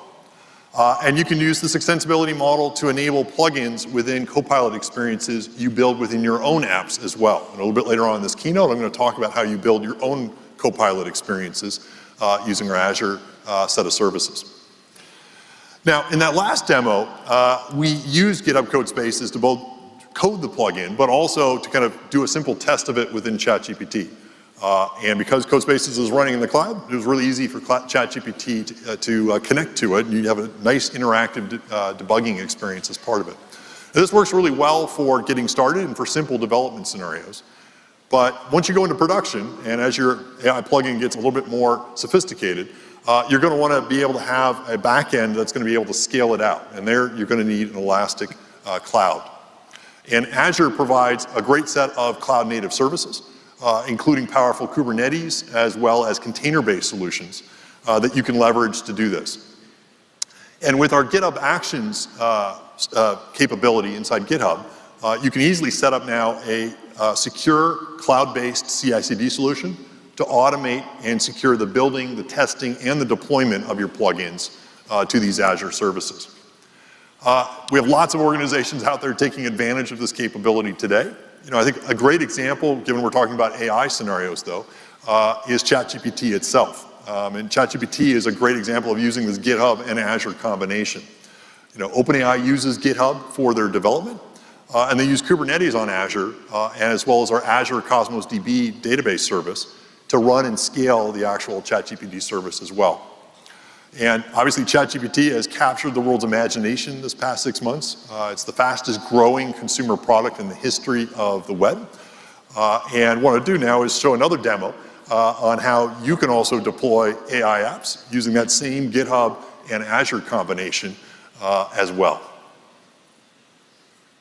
Now that we're ready to publish the plugin, we need to run it somewhere that's secure and scalable for our customers. At the end of the day, an OpenAI plugin is just a web service. So we're going to use Azure Container Apps to host the production version of our plugin and GitHub Actions to test and deploy it. Now, I could go through these setup steps in the GitHub UI, but today I want to show you how to configure GitHub Actions in Azure, all within the terminal. We'll use the new Azure Developer CLI, or AZD, for these steps. AZD is a command line tool that accelerates the process of building apps on Azure by providing developer-friendly commands that help automate each stage of the developer workflow. I'm going to start by making sure I'm logged into Azure. Next, I'm going to initialize the repo with an AZD template.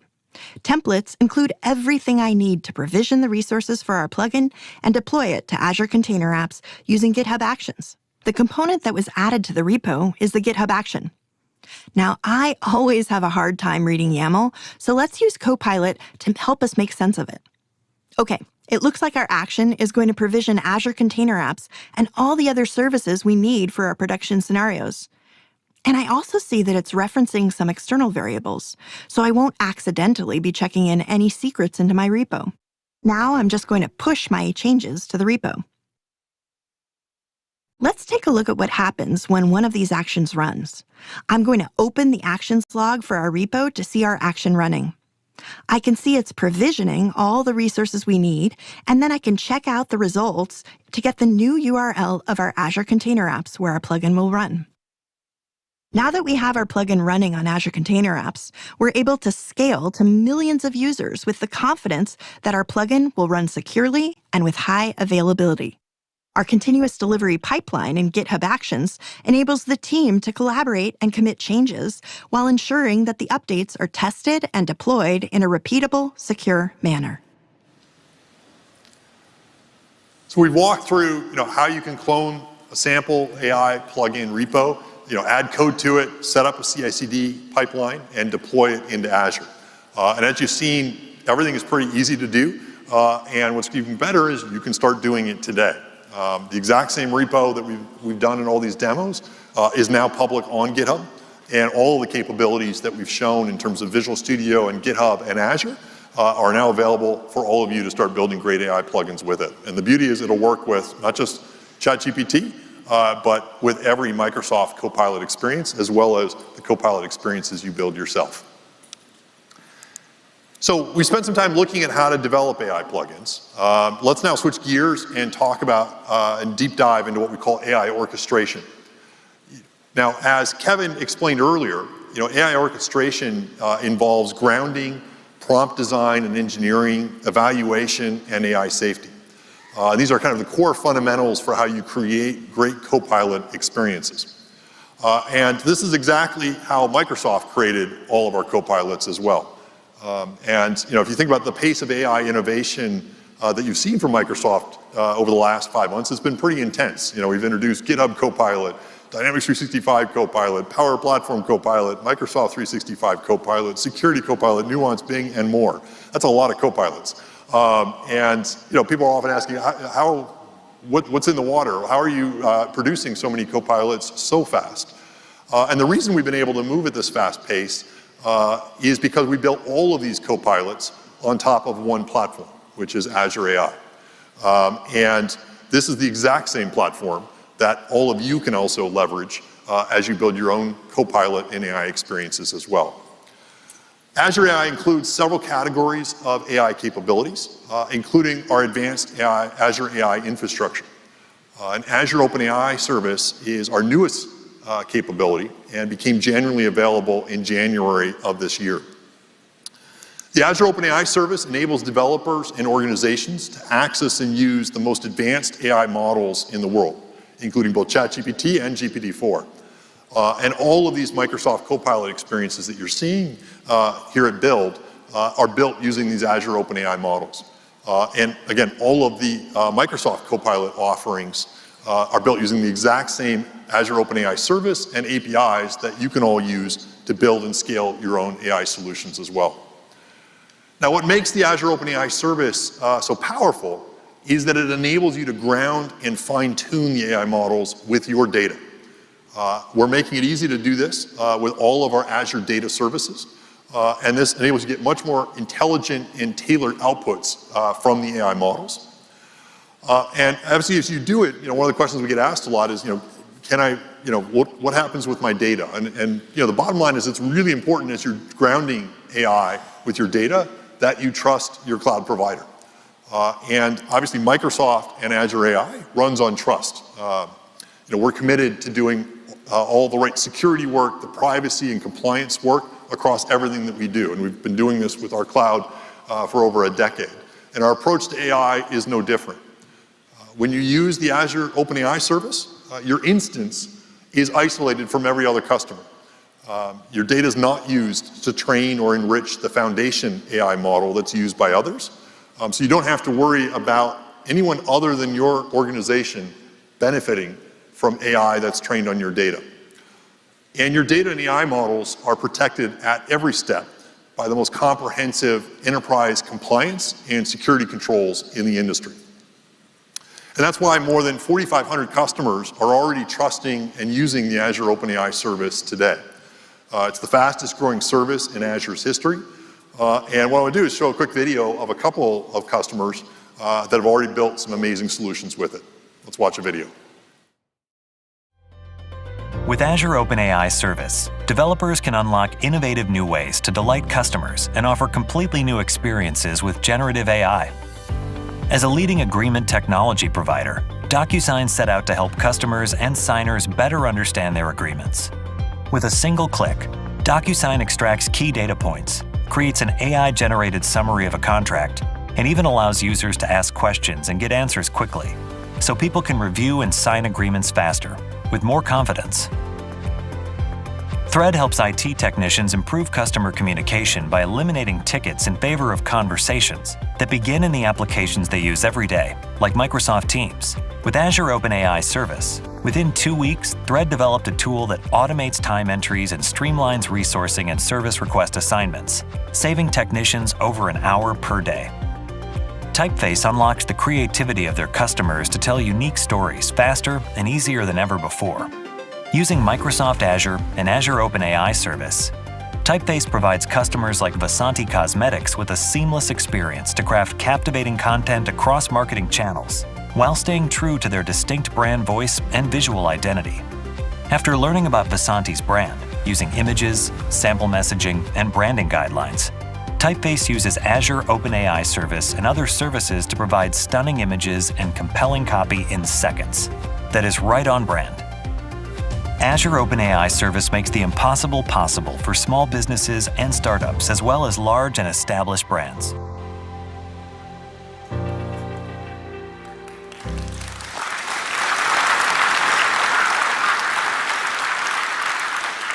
So you just saw some great examples of companies that are already using the Azure OpenAI service within their products. And as you heard, in some cases, it was done in weeks.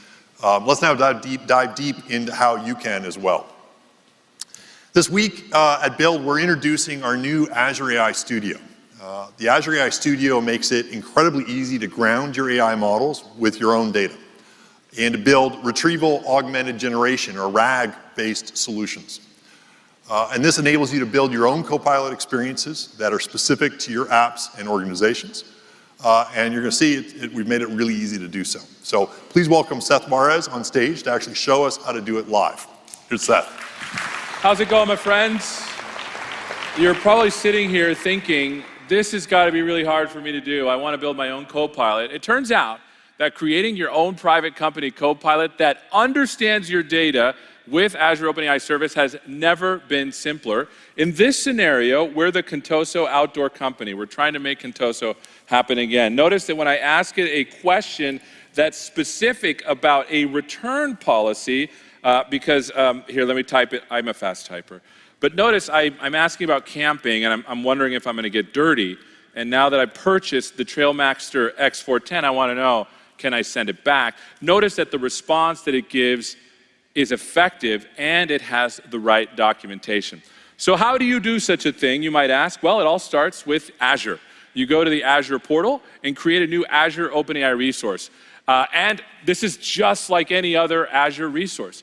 What you do when you get this is you get this Azure AI Studio, which is a new experience which makes it incredibly easy to ground your AI models with your data. I can use any of the available models. Notice here I have GPT-4 and GPT-3 Turbo, amongst others that are on there. Now, this experience allows you also to test it out. I'm using the vanilla chat GPT here, and notice that when I ask it about camping, it has a pretty good answer, and you can see these responses in there. So the question then becomes, what happens when I ask it a specific question about the return policy for the Trailmaster X410? Well, notice it doesn't know. So how do I fix this? How do I put data in there? Well, you've heard a lot from Kevin about something called the RAG pattern, which is where you retrieve facts, inject them into the prompt or augment the prompt, and then what you do is you generate a new response. Now, the thing that I want to say about this studio as you're looking at it is this is your very own Azure AI Studio. It only benefits you. No one else can see your data. This is just for you. So this RAG pattern that Kevin talked about is such a common pattern that we've simplified it to just a few clicks. So let me go ahead and click Add Data, and then go to Add Data Source. Look, I got excited and started doing it backstage. Notice that when you add your data source, you can select from a number of different data sources. All the modalities available to you on Azure. Also, with cognitive search, as you heard about before, there is a new vector embedding available to you right in there. Also, the cool thing about cognitive search is it can crack open your PDF documents and your Word files and be in there. All right, so let's keep going. I acknowledge that I am connecting to an Azure service. Now let's map some of the data together. There's the content, there's the file name, there's the title. This is the best part of programming. Hit next. Oh, here's a cool feature. So this is a cool feature that we also added into this experience where you can limit responses to the data content that you retrieve, or you can let the service also augment some of that information as well. I'm going to leave it off. Okay, let's hit Save Data, and now I'm going to ask it some of the same questions from before. I'm really concerned about cleanliness and camping, apparently. Who wrote this? So notice that I'm getting a better answer that's grounded in data. And also, when I ask it about a specific policy, return policy for the Trailmaster X410, I want you to notice something about the answer, which is really cool. Notice, not only do you get an answer, but you get the citations from your actual data. What happened is when the query went in, it retrieved your data, injected it into the prompt, and provided the answers. As you can see, this is pretty simple. Once you've got this working in the playground and your interaction flow is set up, everything is exposed as an API. You can use it in any application and surface it natively in whatever existing application you have, like this one, taking full advantage of the power of Azure AI. It's pretty cool, right?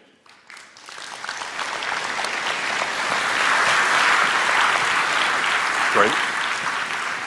Thanks, Seth. And as you saw, Seth just showed you how incredibly easy it is to ground the Azure OpenAI service using your own data.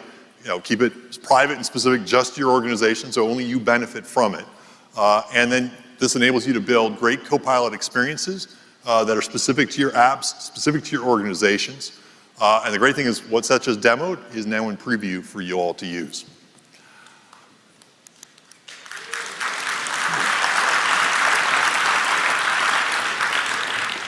So data grounding is a critical part of how we build applications. As Kevin covered in his talk, AI orchestration also includes prompt engineering. And prompt engineering involves constructing the prompt and the meta prompt that you provide the AI model to produce a stronger, more specific response for the user. And this week at Build, we're introducing our new prompt flow support in Azure AI. Prompt flow provides end-to-end AI development tooling that supports prompt construction, orchestration, testing, evaluation, and deployment. And it makes it incredibly easy to leverage open source tools and frameworks like semantic kernel and LangChain to build your AI solution as well. And so let's go ahead and take a look at prompt flow in action. And Seth, back to you. Let's do it. All right, so before, remember, we were looking at just the documents. This time we want to look at a little bit more. So this is the same e-commerce application from before, which could be any SaaS company or product. Notice I'm going to ask it about jackets, but this time I'm going to be logged in as Jane, who has a very specific shopping cart. Remember before, it was just a bunch of documents that were used to augment the prompt, but can we do more? Can we add more information into the prompt? And it looks like we certainly can. Notice that we're getting a good response to our data, as well as it's telling us how well it pairs with the stuff in our actual cart, and they are actually in there, which is pretty cool. To do this, we are using a brand new Azure AI feature called Prompt Flow. It's pretty cool. It's really cool. You should clap a little bit. This is so cool. This is really cool stuff. This is a powerful suite of tools and services designed for prompt engineering regardless of your experience in machine learning or AI. It's the first end-to-end prompt engineering tool of its kind. It includes tooling for prompt construction, evaluation, deployment, testing, and even monitoring. With Azure AI Prompt Flow, we can fetch data from multiple sources and fetch it and put it directly into the prompt, whether it's structured, unstructured. It's pretty cool. I'm going to show you three things. There's a ton of things in here, but I'm just going to show you three. First, the graph, the prompt, and then the model. This here is the prompt flow graph. And what's cool about this is you can get structured information coming into here, like a JSON file, and you can flow information down into the prompt. So data flows down into the prompt, like flow prompt, but we called it prompt flow. So that's the first thing. Let me show you the retrieve cart node, which is pretty cool. I'm going to just show you one node. Notice that this node takes the cart ID and calls this minimal API. And this minimal API is written in .NET, so it looks like I closed it. Why would I ever do that? I'm so sorry. So it's a minimal API that you can call that has C# in the backend. Now, the reason why I want to show you this really quickly is to show you how extensible this is. If I can call an API, I can do anything as I'm doing things in the prompt. In fact, that API that I'm calling that you see right here is exactly the same API that manages the cart on the website. It's exactly the same thing. I'm not even kidding. It's the same thing. I could show you the back end, but I forgot to open Visual Studio Code. So the thing about this extensibility that's actually really cool is that because of that, we can extend to things like LangChain, semantic kernel, or other tools that are data-based, forgive the pun, that can pull data into your prompt, or really anything else. Okay, so that's the first thing I wanted to show you. The second thing I wanted to show you was the actual prompt. So this is the prompt that we're building. Notice that this prompt is a bunch of text that gets data from the previous nodes. So as I zoom in, notice that it's enumerating the items of the cart and putting it into the prompt. That's how it knows when it generates the actual response. This then gets put into the model that then is the answer is retrieved. This model can be any of the OpenAI models that you saw before, including any OSS models that you deploy in Azure ML. All right, so let's go to the actual model call. This is where we call the model. We can run it directly in here. We can also bulk test and deploy. And if you want to see the responses, you can see the responses right here, which is the answer we saw before, as well as the actual trace of where and how long things take. Finally, you can deploy this, and you can use it in your app as a single endpoint. In summary, Prompt Flow empowers developers to create richer language experiences that integrate data from multiple sources, providing personalized and contextually relevant information to your users. With its focus on simplicity, flexibility, and user engagement, Prompt Flow is the first prompt engineering tool of its kind first end-to-end prompt engineering tool of its kind. I'm excited to see what you build with it. Back to you, Scott. Thanks, Seth. So PromptFlow is an end-to-end system for building, testing, and deploying modern AI-driven applications. And as you just saw, PromptFlow works not just with our Azure OpenAI service, but also with thousands of open source AI models as well. And this week at Build, we're also releasing a new Azure AI model catalog that makes it incredibly easy for you to also use and consume every open source model out there across your Azure AI solutions. Now, PromptFlow and Azure AI can also help you test and evaluate your AI applications to help ensure that your prompts are running safely. And in this new era of AI, considering safety is not an optional feature, it's really a requirement. And it can't be an afterthought. You really need to design with safety from the very beginning. And every AI system that we build at Microsoft is designed to uphold our AI principles. And this week, we're announcing our new Azure AI Content Safety Service to make it easier for you to also test and evaluate your AI deployments for safety as well. Now, the Azure AI Content Safety Service provides the same technologies that we use internally to build our own Microsoft Copilot experiences. And so you can also benefit from all the learnings that we've had in terms of making sure that our products are secure and safe. And so to share more, let me introduce Sarah Bird, who leads our responsible AI effort at Microsoft, to talk about how we're doing this. Please welcome Sarah.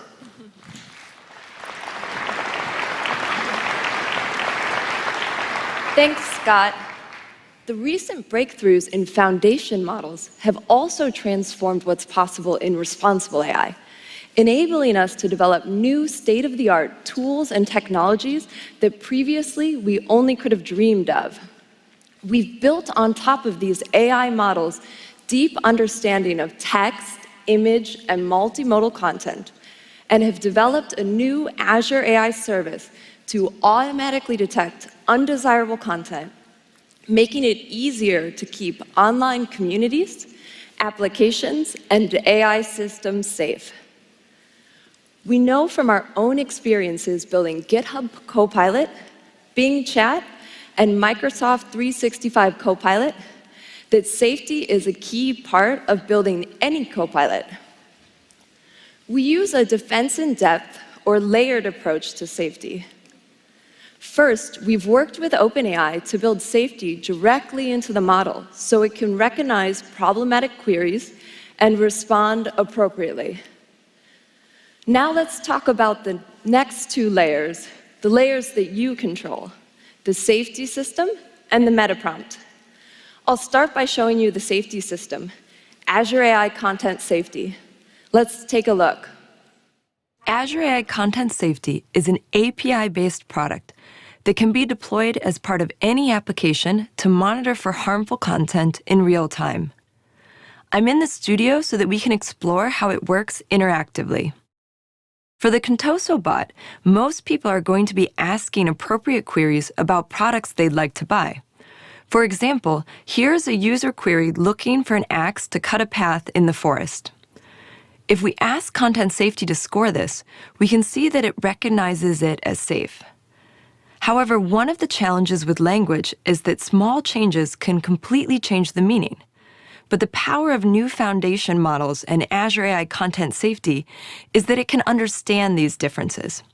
So if I change even a single word in the sentence and rerun the query, you can see that Azure AI Content Safety understands that this query is not safe and it would reject it.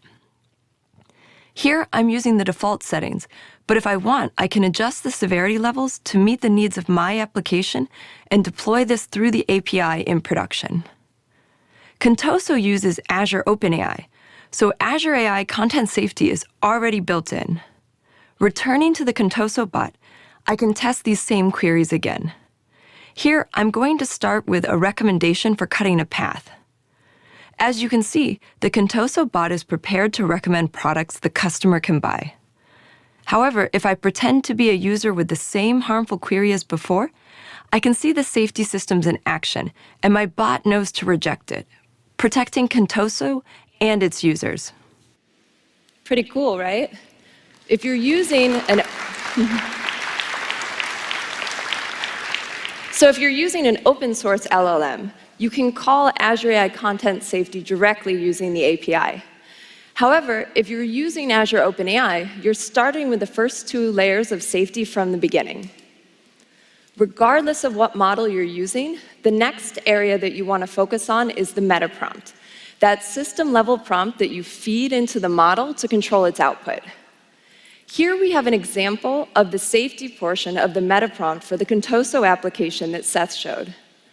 As you can see, it's simply instructing the model in natural language to control for grounding the response, for controlling the tone, for safety, and to prevent attempts to break the model's safety systems. But what I really want to show you is how you can engineer and experiment with these kind of meta prompts using Azure AI Prompt Flow. Let's take a look. I'm going back to the Contoso retail flow that Seth showed earlier to experiment with the meta prompt and add the safety section I just showed you. Rather than just push it to production, I also want to test it first. Built into Azure AI is a system for testing prompt variants. As you can see, I'm testing 2 variants here. Variant 0 contains the new safety section. Now I'm going to use Prompt Flow to see how these 2 compare. Prompt Flow provides built-in metrics, which makes it easy for me to evaluate. Let's look at the results. First, I'm going to look at the outputs of the system to understand how these 2 prompts stack up qualitatively. I can see immediately that there are differences in how they behave. And if I go to example 3, which is the example of a user trying to jailbreak the system, I can see that variant 0 outperforms variant 1 because variant 0 refuses to give information about its prompt, while variant 1 is successfully jailbroken. Now that I've looked at the examples, I want to understand how these 2 compare overall by looking at metrics. I can see that variant 0 is outperforming variant 1 across the board, with higher scores in groundedness, relevance, and coherence, which means it's the clear winner for me. And now I can confidently deploy to production and bring the power of AI to Contoso shopping experiences.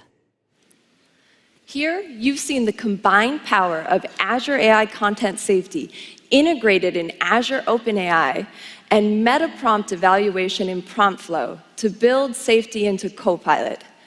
This is just a glimpse of some of the new responsible AI capabilities we have in Azure AI. We're making it easier to build real-world, mission-critical, safe, and secure AI solutions that you can trust and use in your business. Scott, back to you. Thanks. Thanks, Sarah. Thanks so much, Sarah. In this new era of AI, as I said earlier, safety is not an optional feature. It is a requirement. It can't be an afterthought. You need to design with safety in mind from the very beginning. And with services like the Azure AI Content Safety service, we're providing you with powerful capabilities that are built into Azure AI, automatically integrated into Azure AI already for you, that'll help you be safe and secure as you build your AI solutions. So now that we've covered the Azure AI and the Copilot stack, let's now dive deep onto our Azure AI infrastructure. Now, we've invested heavily over many years now to make Azure the place to do cutting-edge AI innovation. Azure is very much now the world's AI supercomputer, and it's the infrastructure that's powering not just the ChatGPT experience, but all of the AI products and services coming from Microsoft. But it's also the AI supercomputer that was used to train the large foundation models that OpenAI produced. And to do this, we've built purpose-built AI infrastructure to deliver reliability and performance at scale. We built the largest AI model training system in the world, one with tens of thousands of interconnected GPUs and fast networking. The picture here is one of our new NVIDIA Hopper-based GPU systems. Azure was the first cloud provider in the world to deploy and offer Hopper-based GPU systems to customers. And the picture here, you can see a lot of cables. These are InfiniBand cables. And they're really important for our GPU clusters, and it's one of the ways that we really differentiate ourselves from others. Neither AWS nor Google support InfiniBand today. And InfiniBand gives Azure the highest network bandwidth and lowest network latency of any cloud hyperscaler in the world today.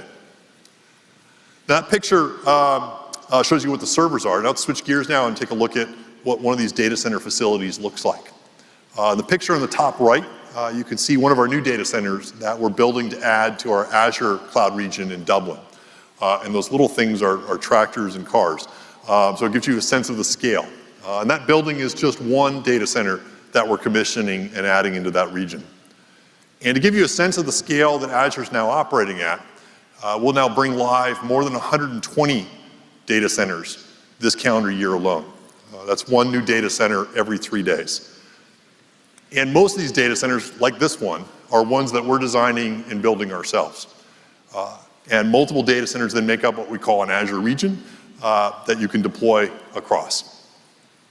Now, our Azure region in Dublin is made up of many, many data centers like this one. And its in total size is already over 1.5 miles long and half a mile wide. And already has 2 million square feet of data center floor space that's already live that you can deploy your workloads in today. And to put 2 million square feet in perspective, that's the equivalent of 35 football stadiums in size, all just in one region inside Dublin. And Dublin is less than 3% of our total data center footprint around the world today. We now have more than 60 Azure regions live. Dublin is just one of those dots there on the map. It's more regions and in more countries than any other cloud provider. And we're bringing all of this scale and all this power to you so that you can build amazing solutions on top of it. But we also know that with all that power comes responsibility. We started our sustainability journey at Microsoft more than a decade ago, and we're committed to leveraging 100% renewable energy by 2025. And our data centers, including all of the new AI infrastructure that we're deploying, are very much part of that commitment. You know, as an example, our data centers in Sweden use free air cooling to reduce carbon emissions, while in Arizona, we're using solar power. In Finland, we're reusing heat energy produced by the data centers to warm homes in the winter in Helsinki to help further reduce the carbon emissions from the local community as well. And Microsoft, including all of our Microsoft Cloud data centers, will be carbon negative by 2030. And by 2050, we'll have removed all historical carbon emitted by Microsoft since our founding in 1975.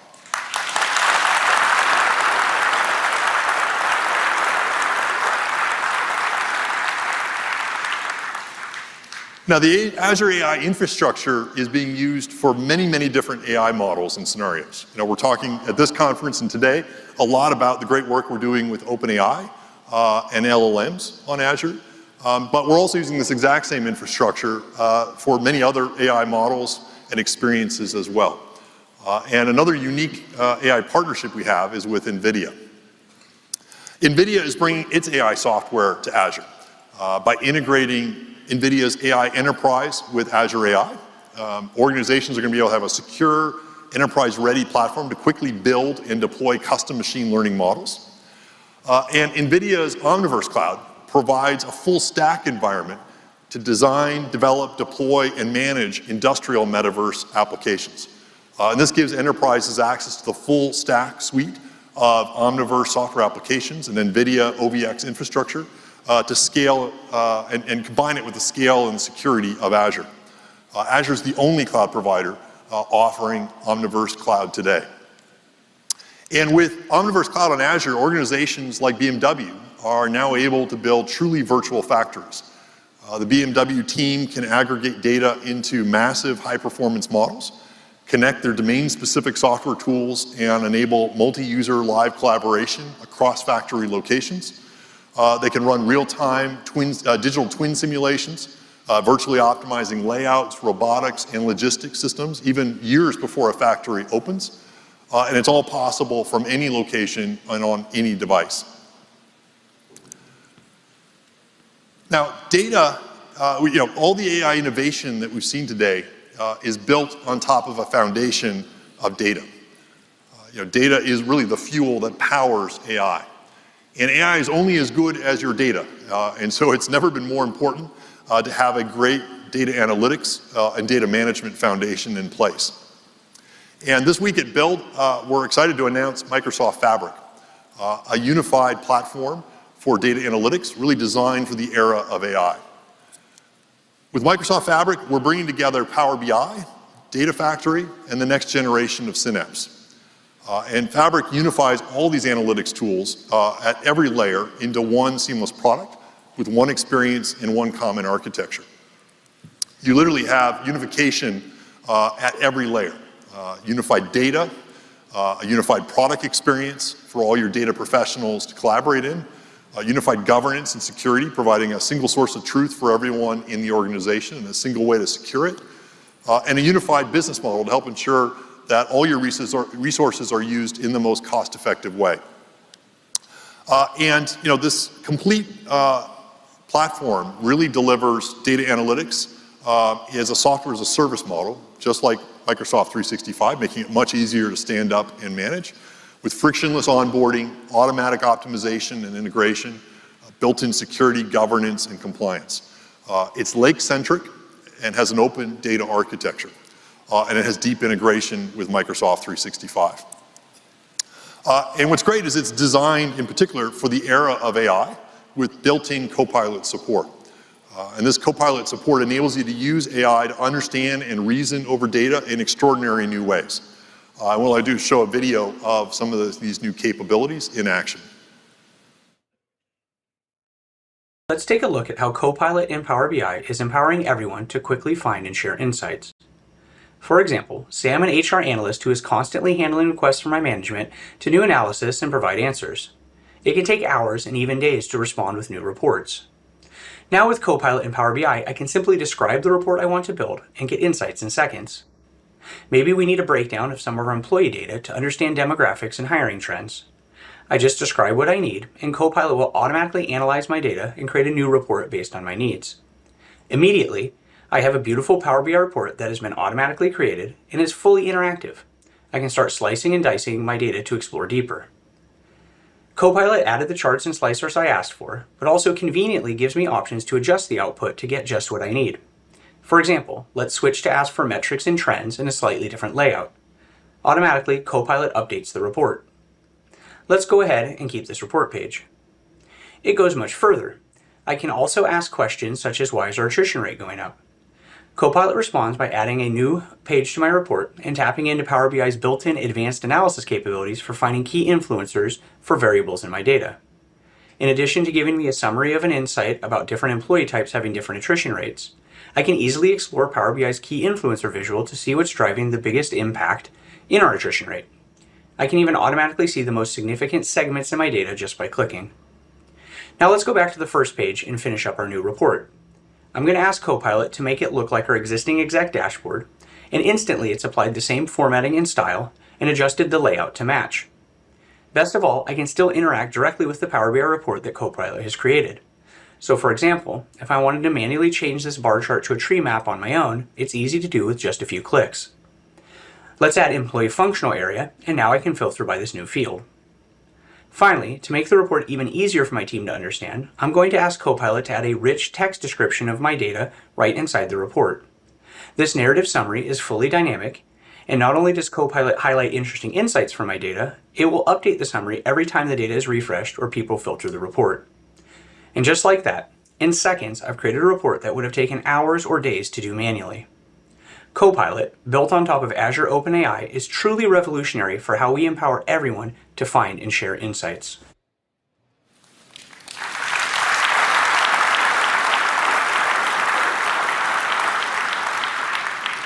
And what you saw there is how we're able to organize data in Microsoft Fabric and in turn enable this amazing natural language experience in Power BI on top of it. Microsoft Fabric is designed for the era of AI, and its serverless data management engine is tuned for advanced AI scenarios like that.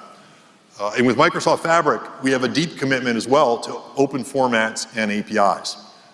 Fabric comes with a SaaS multi-cloud data lake, which we call OneLake, that's built in and automatically available to every Microsoft tenant. OneLake is built on open formats, including Delta and Parquet, meaning it's compatible with solutions like Databricks and other open source tools. And since we know that many customers want to build AI solutions using data that might already be stored in other clouds, we've also built Microsoft Fabric to work across clouds, including AWS and in the future Google.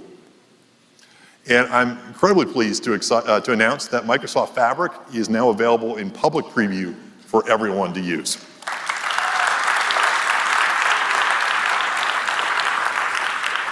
We have some great sessions on Microsoft Fabric, and you're going to be able to learn a lot more about it later this week at Build.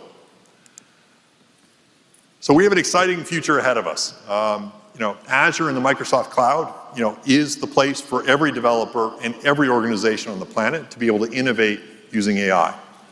We're really looking forward to building some great AI solutions with you together, and I hope you have a great rest of the build and a great rest of the day. Thank you very much.